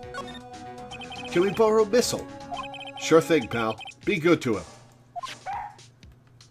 He's so cute! Oh boy. Canine Unit Missile borrowed from Detective Gumshoe. Very cute with shiny eyes. Aw.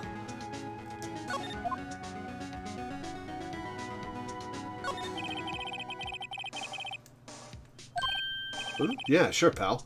But I have to take back the last one I let you. Department policy. Well, take your pick. Which will it be?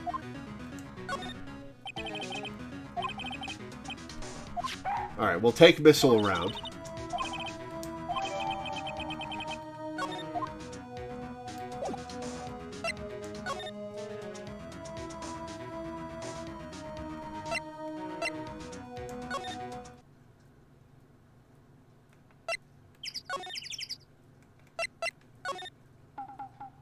Hey, Nick! Huh? Missile's been acting strangely. Oh, he wants a samurai dog, I'll bet.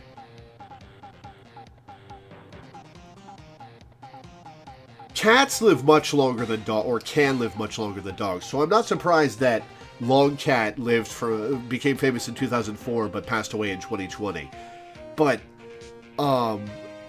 if Missile was in a 2001 game and died in 2018, even if he was just a puppy when Phoenix Wright came out, that's a 17-year-old dog. That's ancient for a dog. Missile lived a good long life and was very loved, I'll bet. Missile's been acting strangely. Missile? Oh, right. The dog that we have on a leash that we've been bringing with us, Phoenix. That little creature of the detectives. Do you not like dogs, Phoenix? Missile a smaller dog? Smaller dogs tend to live longer. Yeah, Missile's a Pomeranian. Hey, I love little doggies. Good boy, good boy. Oh, Missile does not like Larry. What's wrong, Missile?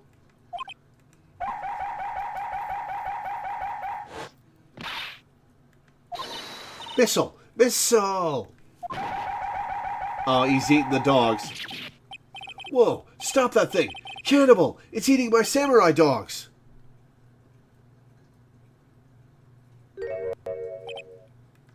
My samurai dogs? Wow, he ate every single one. I'm sorry, Larry. Sorry? Sorry don't pay my bills, Nick. It's going to have to this time.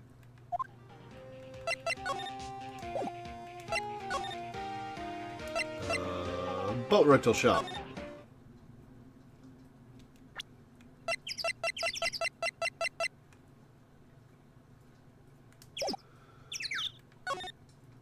Okay, can't do anything with Missile here. Oh, maybe I can. There's some boats floating at the dock.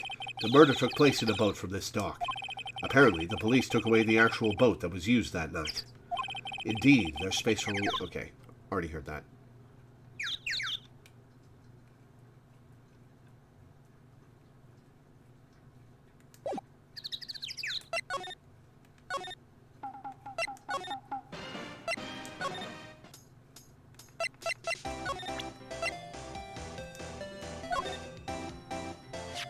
Hey, Lotta.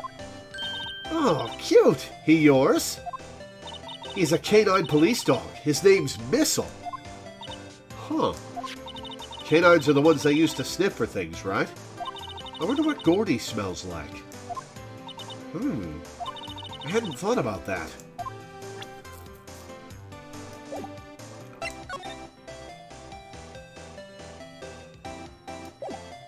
Alright, let's talk to her about this and get shut down. I learned something in today's trial, that's for sure. Testifying is serious business. That's why I decided not to talk about that case anymore. Huh? Oh, didn't you say you had information about the case? Tell us that, at least. Like I said, I'll trade it for the dirt on Gordy. What are you going to do if Gordy doesn't exist? I'll quit being an investigative photographer. Oh, you're gonna be looking for a new job then. What? After all, I only have one photo to my name so far. Was it a good one? Well, it's the one of the murder. You bet. A UFA. A UFA? Anyway, if I can't get a career-making photo this time around, then that's it. I'll quit and go back to school. Huh? So you really are a university student? Yeah, well, I'm taking a break for a bit. Right.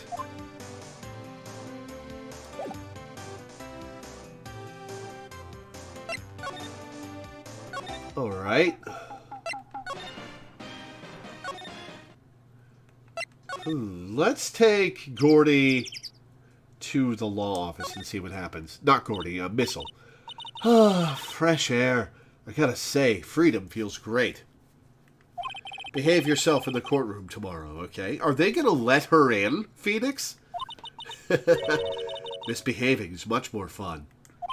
It's not going to be so much fun when Edgeworth refuses to pay your bail again. Right, I'll behave. Oh dear.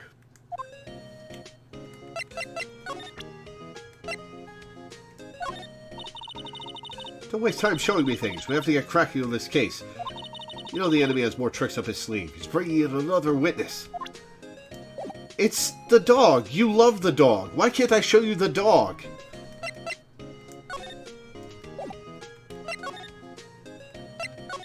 Well, any thoughts you want to share? Well, I was in detention all day. I think I'd like more time to think. Poor Maya. She probably thought about Mia the whole time she was in there. Alright, we'll go to Grossberg, let Missile shit on the floor, and then return him to the Criminal Affairs Department.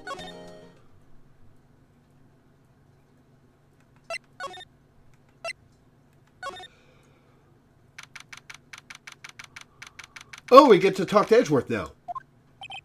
Looks like Edgeworth is in questioning. I guess not. Let's come back later. Guess so.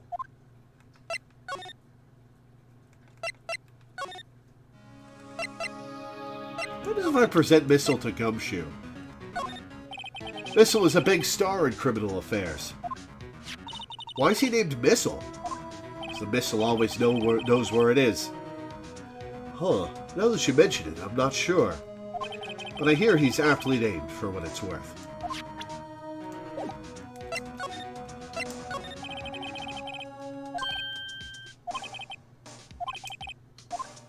How about the fishing pole?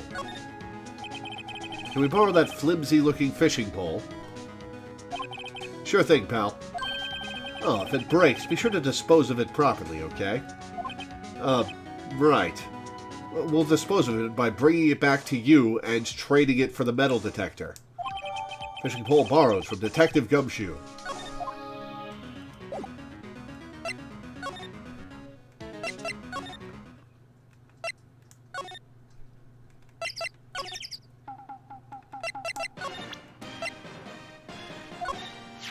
You know, you can't catch many fish in this lake.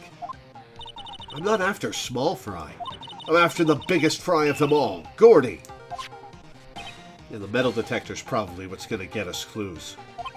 You really going to try to fish out a monster? To save Edgeworth, yes.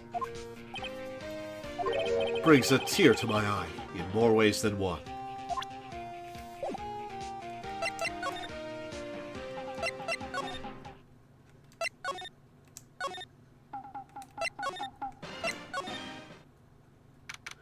Oh, now that we've got the fishing rod, something new's happening here.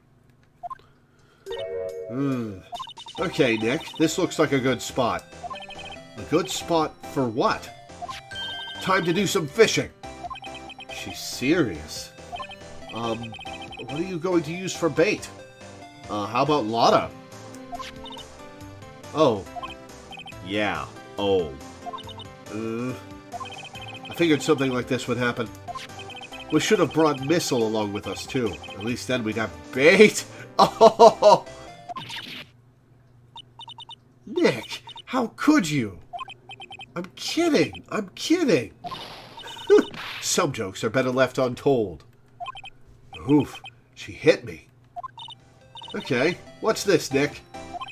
Just try not to reel in any empty cans or boots, okay? Here we go. Ah, my leg!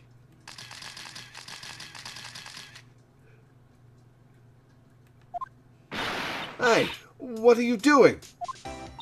Sorry, Lotta. Don't tell me y'all are on some film company's payroll. Nick, pay her. My poor, poor wallet.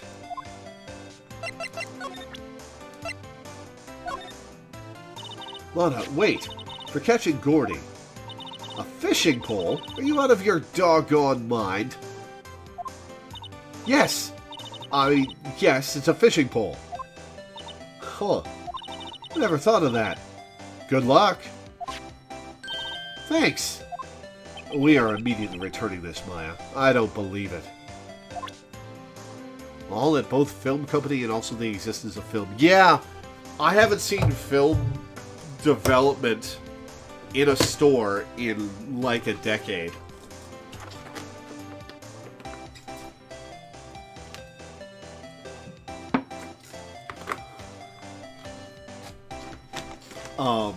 I remember seeing that in the local pharmacy growing up constantly. It was its own whole department where you could develop film, and now that's just gone because there are so many better ways to take pictures now.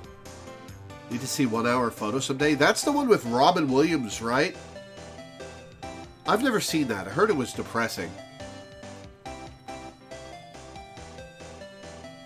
Last used one such place in 2013. Literally 10 years ago. God, I went to Carlsbad Caverns when I was a kid, and I took a ton of pictures. And only when I got out at the end of the trip did I realize that there was no film in my camera. Oh, I was so mad.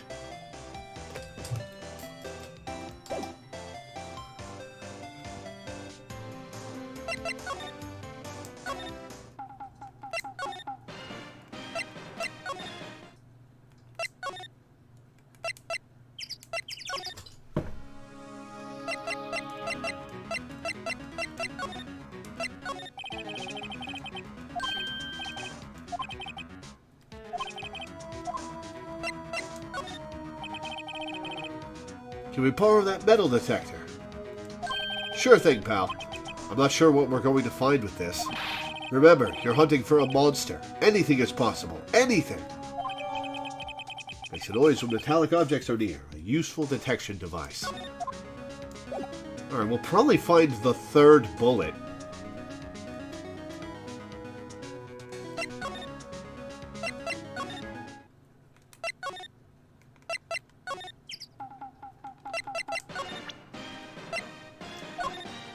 Sorry, Nick.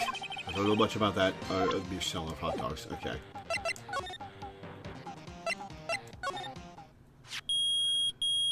Oh, that is piercing. Ow! Nick!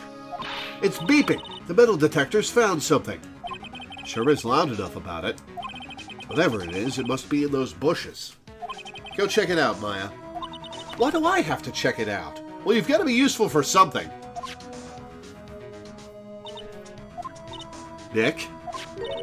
Look. Huh? An air tank? What could this be for? I mean, obviously it's for the Steel Samurai, but... Huh. The valve looks broken. I thought it was Gordy. Maya, first of all, why would Gordy be in the bushes? And second of all, why would a metal detector react to a sea monster? Oh. Huh? There's something wrapped around this air tank. It looks like a string of flags? Well, we might as well take it with us now that we found it. It's heavy. Air tank of dubious value retrieved.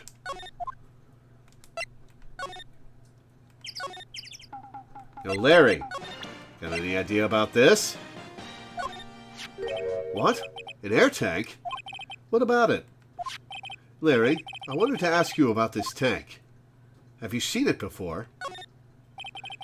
Have you seen this before? Huh? Me? No. Never.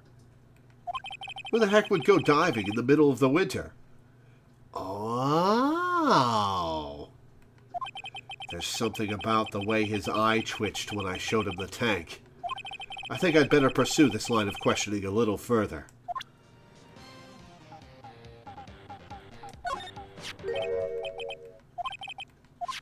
Oh, I wanted to ask you about this tank.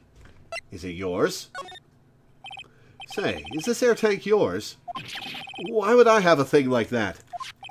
Look, see how there's a string of flags around the tank valve? It's just like the string of flags around your Steel Samurai there. Why is it playing the successful accusation music here?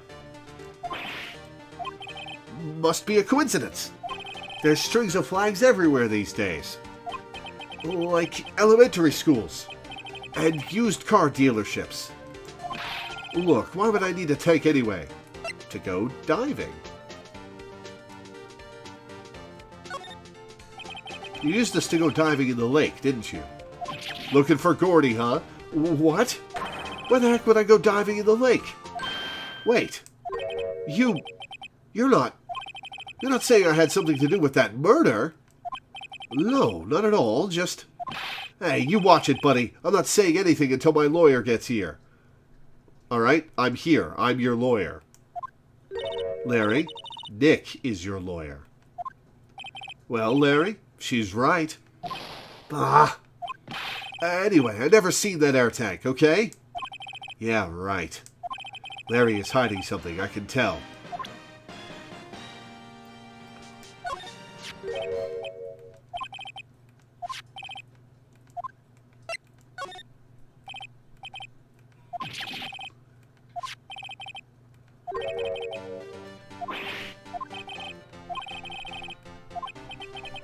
Alright, so it was probably used to inflate the Steel Samurai. To inflate something. You used this to inflate that, didn't you? Inflate what? What else? That big puffy Steel Samurai. Why would you go asking me a question like that? Looks like I hit the nail on the head. Right. Actually, see, the compressor I always used was on the fritz.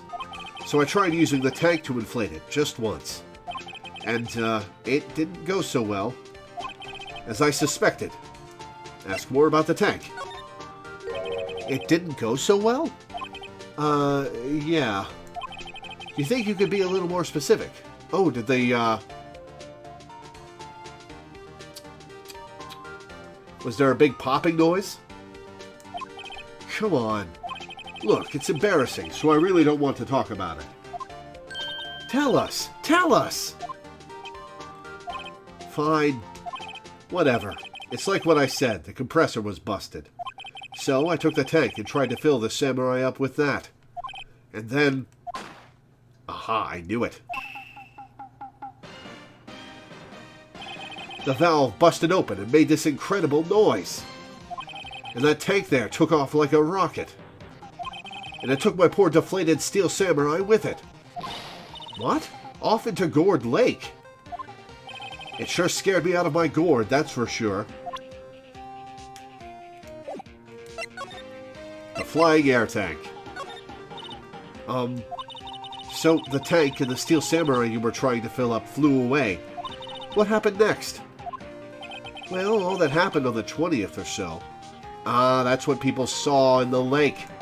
The 20th, a week ago. Now, as far as I could see, the tank went flying out into the lake. So I went out every night in a boat looking for it. I mean, Kianse gave me that steel samurai after all. And when did you find it? Just the night before last. Oh. It flew way out there. Took me 4 whole days to find it. So the night of the murder. The night before last was the night of the murder. Sorry for not telling you, Nick. Actually, I was here on the night of the murder. But, you see, I went home before midnight. So you didn't know about what happened? No. That's too bad. It's not all bad. We've solved one mystery, at least. A mystery? Maybe we should go tell her. Yep, we found what spawned the Gordy rumor.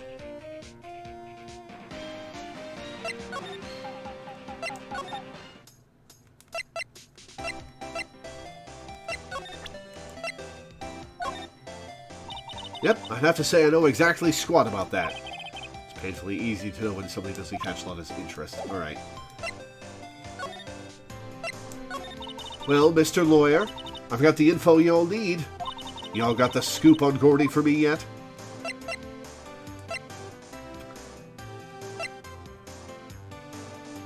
Gordy doesn't exist. Lotta, there is no such thing as Gordy. What? How can y'all be so sure? Really, Nick? Y'all got some proof Gordy don't exist? The proof that Gordy doesn't exist is here. Of course I have proof. No lawyer worth his badge would make a claim without the proof to back it up. Oh, Phoenix. Phoenix, that's a lie. You're lying. Here's the proof that Gordy doesn't exist. Larry's air tank? What are y'all doing with an air tank? This is Gordy. Excuse me? What exactly are you saying, Nick? There's a stand near here, a hot dog stand. There's a giant inflatable samurai doll there. About a week ago, an idiot, who happens to be a friend of mine, tried to fill it. He used this air tank, and when the valve blew, the tank flew into the lake. Apparently, it made a pretty loud bang when it flew. A bang? The tank, along with the still deflated samurai, fell into the lake. At the same time, a couple was taking a photograph of the lake. This photo. Wait, so you're saying that Gordy is really the Steel Samurai? Oh man, Lotta, don't give up on the investigative photography. Well, that's a fine way to ruin a gal's dreams. I'm sorry, Lotta. It's okay, you win. I'll give you your info, like I promised. Poor Lotta. Case information. So, tell us this information you have. A promise is a promise, I guess. I overheard the cops around here saying something about the witness tomorrow. They said he's the caretaker of the boat rental place up the path here. Boat rental? There's someone there? I mean, it looks so deserted. Just an old guy, living all by himself. Y'all should go check it out. Thanks, Lotta. We will. Let's get cracking, Nick. Hold on. Something else? Yeah, the night of the murder. My camera clicked twice, you know. Wait, so you have another photo? Well, yeah, but there's nothing in it at all. Just a lake. Aha, aha. I figured it wouldn't be much use as evidence, so I kept it to myself. Well, it might not be helpful at all, but... Here, take it. Shows an empty lake taken automatically on 12/24 at 11:50 p.m. Almost Christmas means it wasn't Christmas. Bye now. Y'all take care. Time for me to pack up and leave. Poor Lotta. It's all Larry's fault. The legend still lives on, I guess. The legend? Yeah, the legend of Larry, familiar to all who know him for any length of time. When something smells, it's usually the butts. Someone should whip that butts into shape. Alright, to the boat rental place.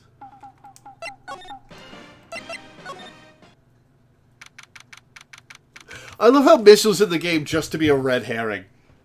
Shutakumi just wanted to include his dog in the game, so he did.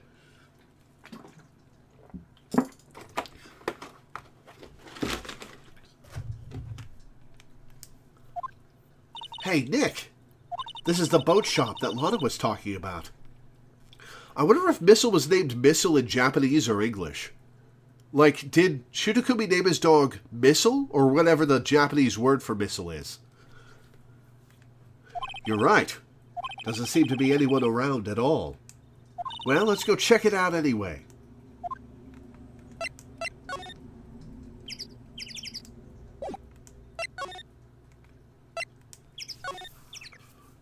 A parrot? Oh, is this where you cross-examine the parrot? Is this the game where that happens? Meg, that you? Yeah. Hey, is that Keith with you? Where have you two been? I've been worried sick. Nick, you handle this. I think I'll leave this one up to you, Maya. Meg. Yes? Finally made up your mind, have you? My mind? You'll run the pasta shop when I'm gone? Oh, does he have dementia? Or is he just drunk? Pasta? Glad to hear it, glad to hear it. You make your old man proud. When you kids left the house, I didn't know what to think. How am I supposed to keep this place running, an old man like me? Polly, the kids are home. Hello, hello, squawk. Nick, what was that? A parrot, the one on that perch. Keith. Yes? I leave the wet noodle in your capable hands, Sonny.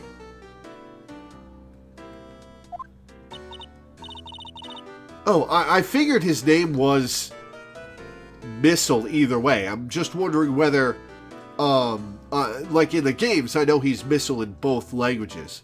I'm wondering whether Shutakumi named his real-life dog Missile or the Japanese word for missile.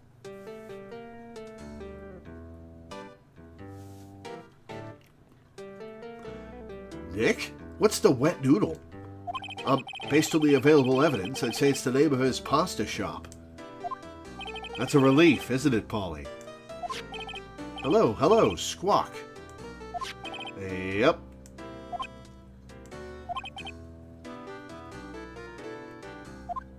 He fell asleep. I guess he's relieved. Right, let's examine the bird. Wow, what an amazing parrot that is. Yeah, it's very pretty. Good morning. Very large, too. Hello. It ignored me.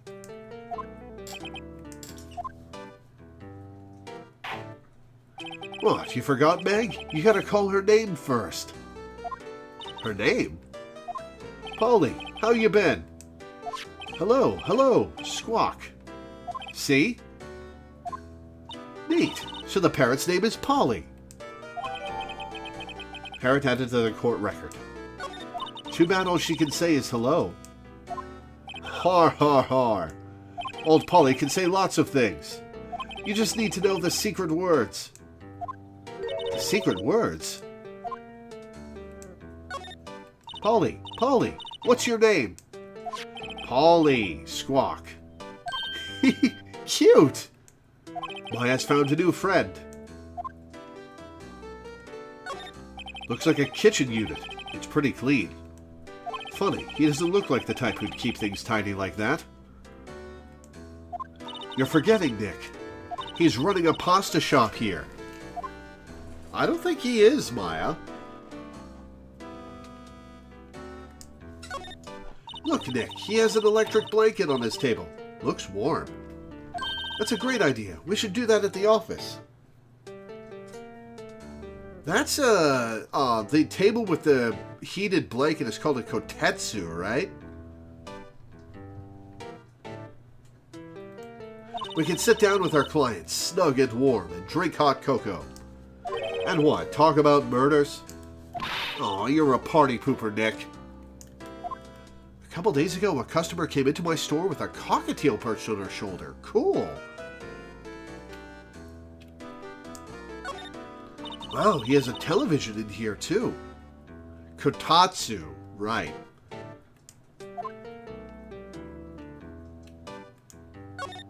Look, a little safe. It's locked. Yes, Maya, why are you trying to break into the man's safe? Alright, what are these pictures? Fish! Wow, there are lots of various fish in Gourd Lake, aren't there? Something's funny, Nick. All these fish are saltwater fish. Oh, fair enough.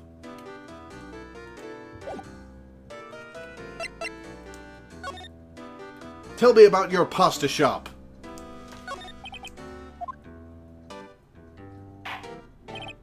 A pasta shop? Yep. To think, the wet noodle will live on when I'm gone. My father started it, you know. So that makes you two the third generation. Meg. Yes? Tomorrow we'll start with the secrets of dough tossing. Dough tossing? You too, Keith. Yes? You'll be the best pasta wrangler the West has ever seen. Pasta wrangler? The West? Isn't pasta from Italy? Meg.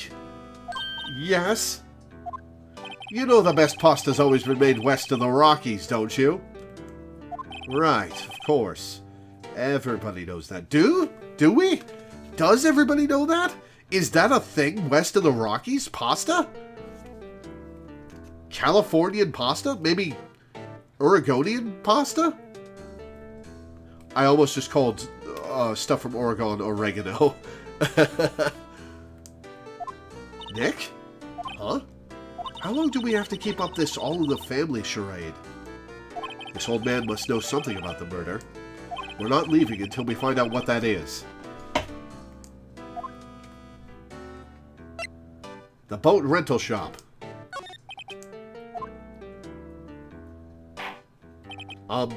This is a boat rental shop, right?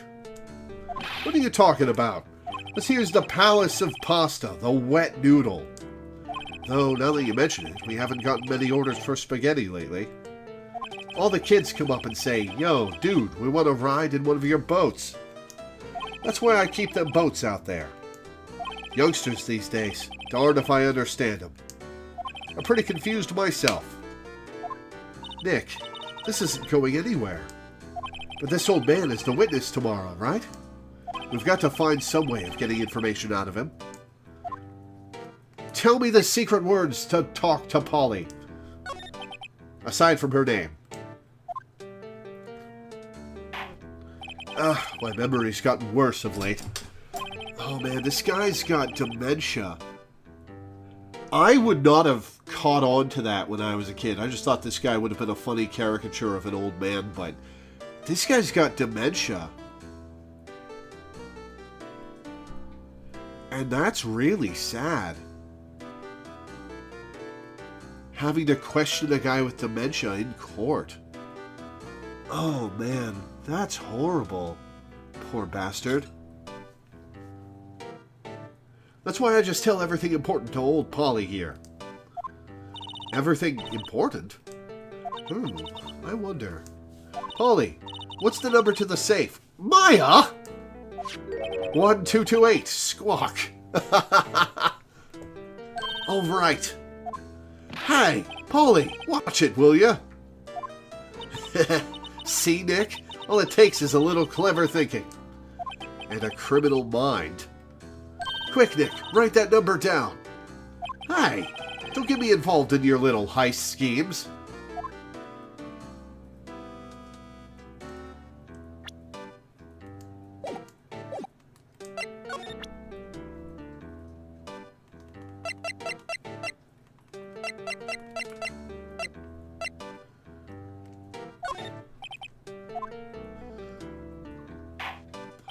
Now listen here, Keith. Remember that tricolor pasta we were talking about? A rainbow-lioli. I figured out the last color we should use. Indigo blue. Indigo blue? That didn't seem to work the way I thought it might.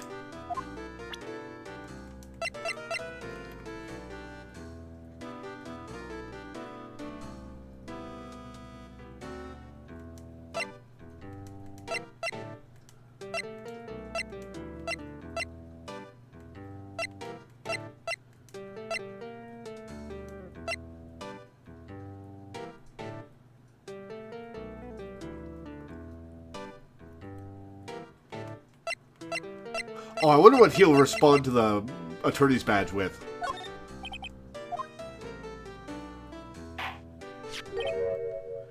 That a lawyer's badge? Yes, it is. I don't believe it. This old guy is the first person to recognize my badge. I get it. Huh? Yep, I got you figured out now. You're not Keith. Nick, now's our chance to clear things up. Sir. No, I'm not Keith. And I'm not Meg either. We're here investigating a murder that took place on this lake the other night. Please, help us. A lawyer, huh? Please, mister. All right, I'll help. But on one condition. I gotta take over your pasta shop, huh? What's that? When this case is over and done, you'll run the wet noodle.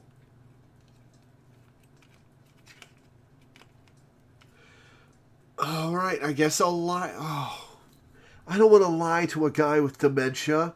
I have to, though. Promise to run the noodle. Okay, we promise. Nick, are you sure about this? Hey, anything to get this case solved. Also, who wouldn't want to eat Phoenix noodles? I guess so. That's my boy. Good for you, Keith. Wait, didn't I just say... You too, Meg. Yes? You bring a tear to your old man's eye, you know? Now, what was that you wanted to know? Speak up, Polly. Hello, Squawk. Now he's talking to the bird again. How do we get him to talk to us? Hey, Danny, how's it going?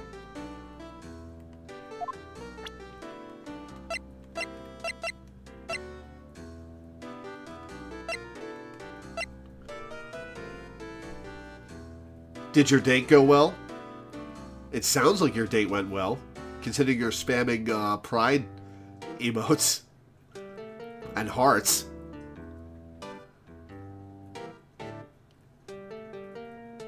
Today is the best day. I'm really glad for you, man. Good for you.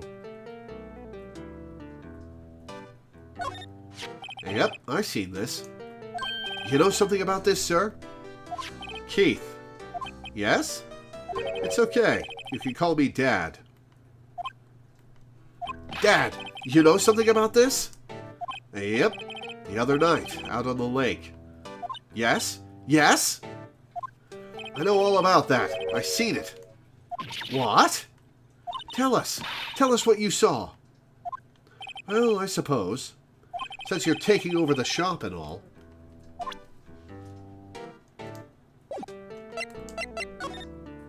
What you saw.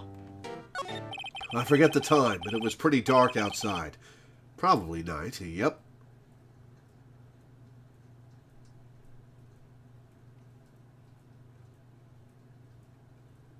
Dude, that's awesome. You have been having a good day. Nice. It was after midnight, but okay. Then I heard this bang, so I looked outside. Then I heard another one. Bang.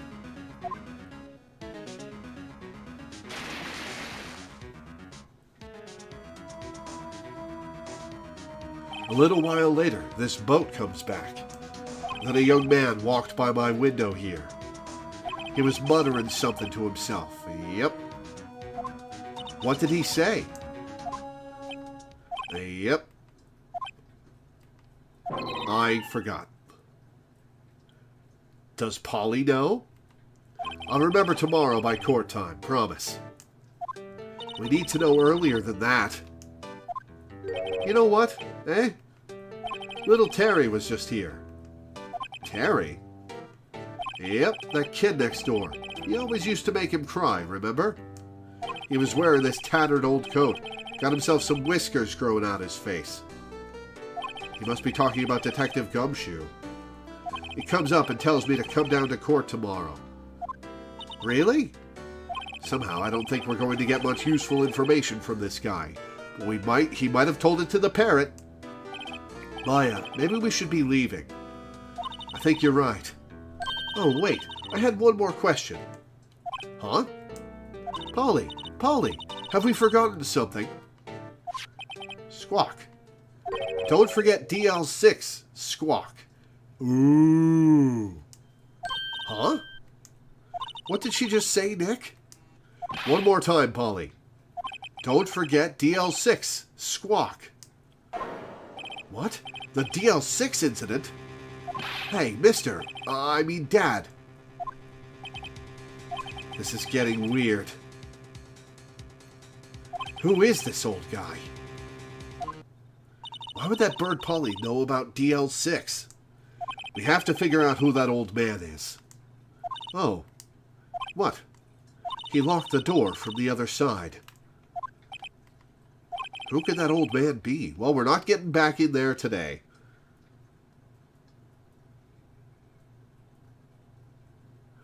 You won your weapon by rolling a 7 on need? Wow!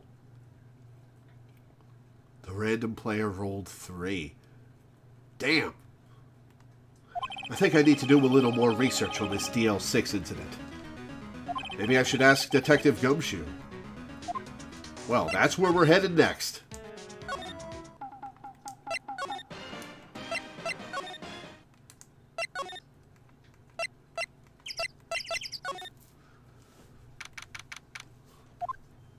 Hey, pal. Long time no see. It's been like an hour, Gumshoe. You don't look so happy. What's wrong this time? Actually, we wanted to ask you something. Yeah?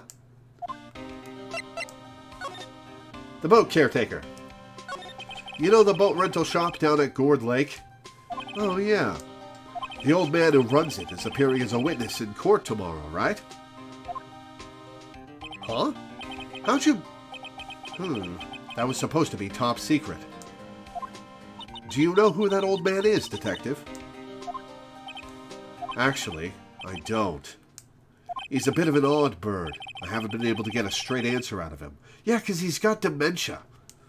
I decided first that he wasn't persuasive enough to stand and testify as a witness. That's why we called Miss Lotta Hart yesterday. As for who he is, we have absolutely no idea. Sounds suspicious. The DL6 incident. Detective Gumshoe, please help us. Huh? We need to know about the DL6 incident. That was when Edgeworth's father died. I can't help but think that it has something to do with this current case. To tell the truth, I don't know much about DL6 either. Mr. Edgeworth forbade us from reading the file. So, I'm afraid I can't show them to you either, pal. What? Well, it's to save him! However, if you can convince me somehow that the DL6 incident is related to this case, well, I guess I'd consider opening the file up. Present the bird! What's that? A parrot? The old man at the boat rental shop's parrot. The parrot knew about that incident. That incident? DL6. What? Polly, have we forgotten something? Don't forget DL6. Huh? I'm pretty sure that old man must have taught her that word. Yeah, but how would that old man know about the DL6 incident? Wait, what if that old man was connected to DL6? Oh, was that guy the one that got declared innocent? Nick, you think he might be? I get ya. Sounds like you need information on the DL6 incident. Through there is the station's records room. I'll give you special permission to go in and find what you need. Oh, right. Way to go, Detective Gumshoe. Okay, Nick, to the records room. I guess it's time we faced Edgeworth's past. Alright, before we go in there, I'm going to save, and I'm going to take a quick break, because my throat's getting sore. Because I've been talking for 3 hours straight. So I'll be back in a few minutes, guys.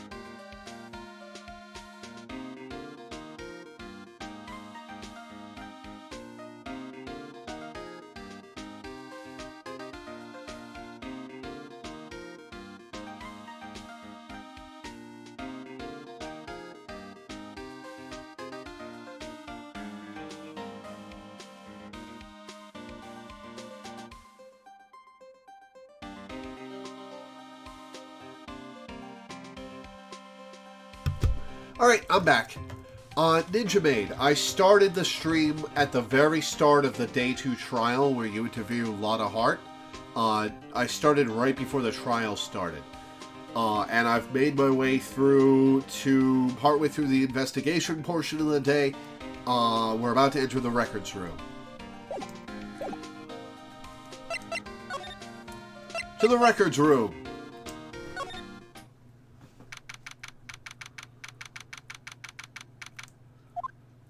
Wow. It's amazingly dusty. 10 years of files and 10 years of dust, I guess. Let's find that DL6 stuff, quick. 15 years ago, both me and Edgeworth were 9 years old. We were almost through with 4th grade when he suddenly transferred. Because of DL6? Nick, I found out where the file is. Oh, thanks. Just let me know what you want to know about the DL6 incident. I'll go get the right file. Let's look around. Here are files of collected case reports. There's quite a large volume of reports here. Wow, these are all case reports. Yeah, it's like a graveyard of police cases. I guess my sister's case report is in here too. Quietly gathering dust. There are shelves stuffed with case files in the back of the room too. Forgotten cases rotting away for eternity. Nick, let's get what we need and get out of here. All this dust is getting to me. It looks like there are files inside that glass case. The case is so dusty I can't see what's inside. Nick, it's locked. They must keep important case files in there. Alright, what do we got? The case summary. Well, first I have to get a handle on the main facts, like a summary. Right. Summary. Found it. Here you go. December 28th, 2001. Oh! This is how you find out this is set in 2016. December 28th, 2001. That's exactly 15 years ago from the day after tomorrow. So in 2 days, the case is closed. The incident took place in the elevator of the district courthouse. What? Is this the same district courthouse where we're holding the trial now? Looks like it. There was a large earthquake at 2 p.m. on that day. Part of the court building collapsed and all of the lights went out.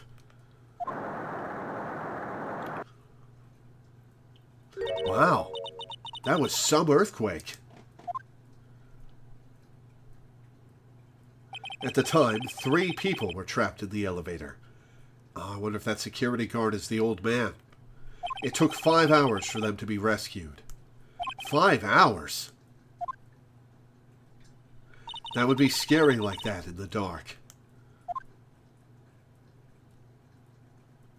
There was a lack of oxygen in the elevator, and the survivors were unconscious. The survivors? One of the 3 in the elevator had been shot in the heart. That was Mr. Edgeworth's father, wasn't it? Oh, I saw a bullet hole in the wall there. He said that his father was shot before his very eyes. So Miles Edgeworth was one of the other passengers in that elevator. Hang on, I'm going to go through that again and take a look at...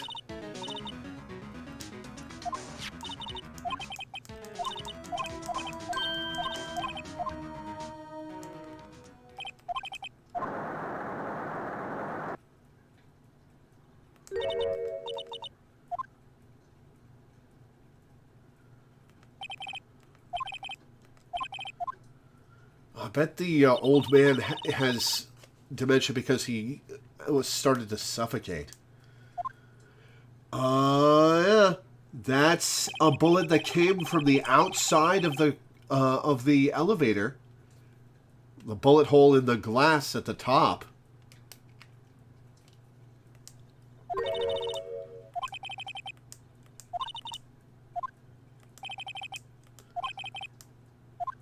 Victim data.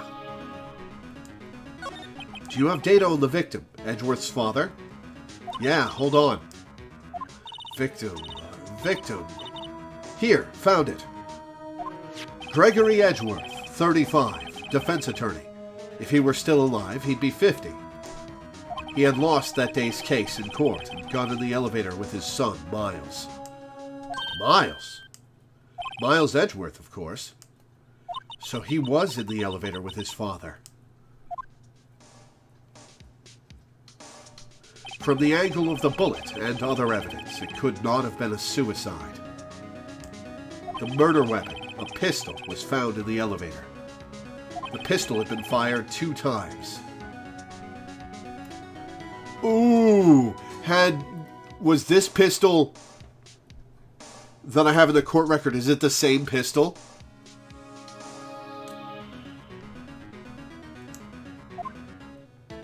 Where have I heard that before? Huh. It sounds just like this current case. What's going on here? Suspect data. Got any data on the suspect in there? That would be the guy that my mom got arrested. Hold on. This is it. The man arrested as a suspect in DL6 was Yami Yogi? Yami Yugi? He was a clerk in the court, apparently. So he must have been the 3rd person in the elevator. Well then, he had to have done it. But he was found innocent, thanks to his defense lawyer, Robert Hammond. Hammond, the victim in our case. Right. The suspect, Mr. Yogi, was oxygen deprived. So much so, he had brain damage. I knew it! That is the old man! He lost all memory of being in the elevator. After he was declared innocent, he disappeared. Where could Yogi have gone to, I wonder? He may be closer than we think. I guess I know generally what happened in DL6 now. I still don't know what sort of impact the whole thing had on Edgeworth. Nick, are we going to take the whole file? There's too much. We'll never get it out. You're right. How about we just take what we think we'll need? DL6 case file added to the court record.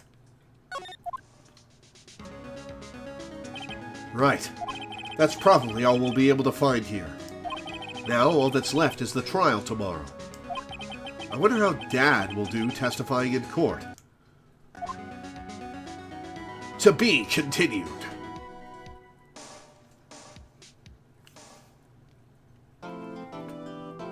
Save my progress.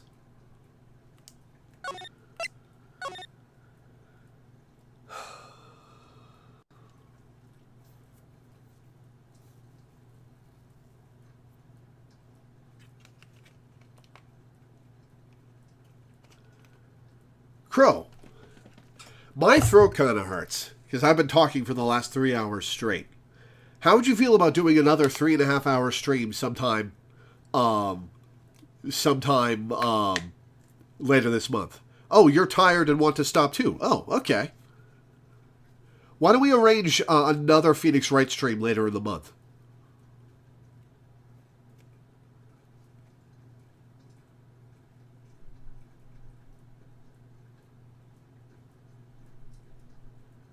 Sure thing. Okay, cool. This is also a very good stopping point.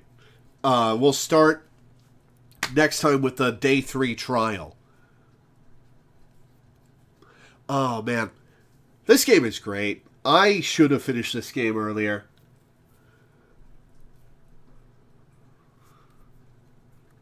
Man, I can't wait to play the whole Ace Attorney series. Like, I'm going to get to it eventually. And it'll be fun. And you guys will want to watch. I always get good viewers for Phoenix Wright.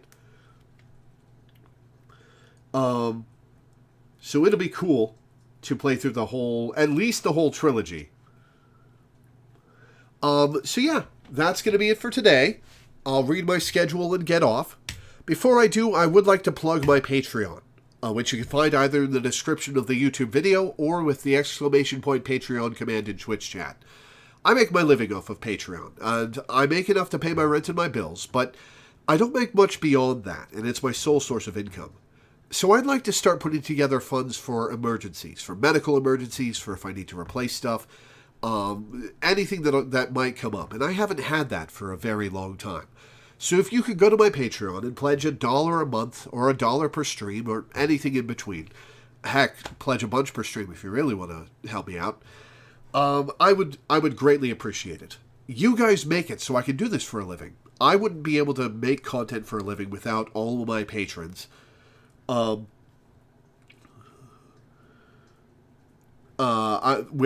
all my patrons, all of you who pledge to my Patreon make it so I can do this for a living. And I'm endlessly grateful for that. I love my job. So yeah, go to my Patreon, pledge a little, I'd appreciate it. As for my schedule, tomorrow, I don't have anything specific planned, so we'll see what we can see. Heck, maybe Crow will pick tomorrow for the rest of the Phoenix Wright for this month. Thursday, we'll be playing Pokemon Rejuvenation at 1 p.m. EST for a patron. Friday through Sunday, I'm going to be on a trip out of state, so there won't be any live blogs and there won't be any streams. Monday, I don't have anything planned specifically, and the next Tuesday will be Zero Escape, Zero Time Dilemma for a patron.